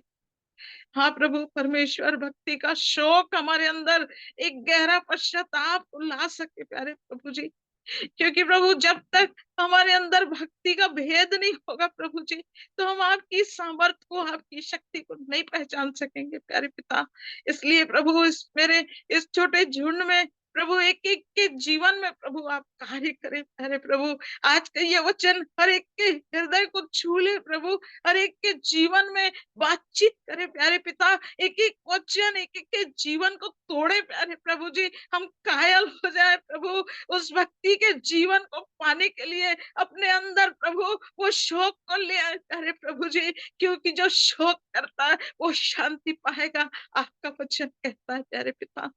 आपका धन्यवाद धन्यवाद धन्यवाद करती हूँ आपके प्रभु ऐसे दास के लिए, ऐसे चुने हुए जीवन के लिए प्यारे प्रभु जी, जो हमें स्वर्गीय मार्ग में चलने के लिए। हाँ प्रभु जी, ओ प्रभु वो ऐसे वचनों से नहीं प्रभु जी जो लेप लगाए, परंतु ऐसे वचनों से जो खोलकर हमारी दशा को दिखाते हैं प्यारे प्रभु, उसके लिए मैं आपका धन्यवाद करती हूँ। भाई के जीवन में जो काम आपने किया है प्यारे प्रभु, उनके जीवन के द्वारा ओ प्रभु ऐसी बहुत सी आत्माएं प्रभु जो प्रभु जीवन तो जीना चाह रहे हैं प्रभु जी, जो स्वर्गीय महिमा में पहुंचना तो चाह रहे हैं प्रभु जी, परंतु प्रभु जी अज्ञानता का पर्दा आज मनुष्य के जीवन को ढांपे हुए है प्रभु जी, और इसलिए प्रभु वो चूक जा रहे हैं। आपने प्रभु अपनी बड़ी दया को दिखाया प्यारे पिता कि हम अपने जीवन को इस झुंड में प्रभु आपके दास के द्वारा पहचाने प्यारे प्रभु जी। इसलिए प्रभु आपकी बड़ी दया के द्वारा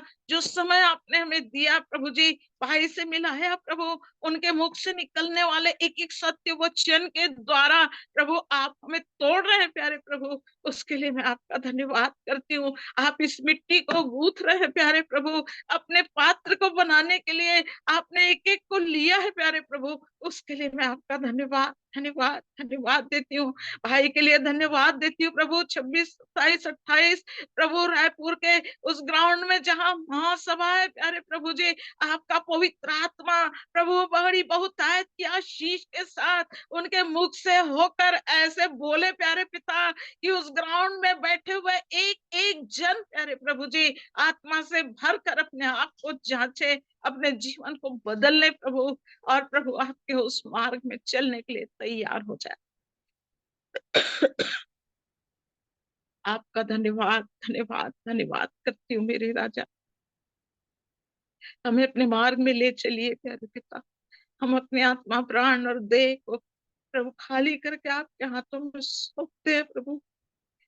टूटे दिल को आप ग्रहण करना प्रभु, और अपने राज्य के लिए तैयार करना। तो सब बातों में आपको महिमा देते, आदर जलाल आपको देते हुए स्वर्गीय योजना में शामिल करने वाले उद्धार करता प्रभु यीशु मसीह के नाम से इस विनती को मांग लेते हैं, दया से स्वीकार करें। आमीन आमीन आमीन आमीन आमीन।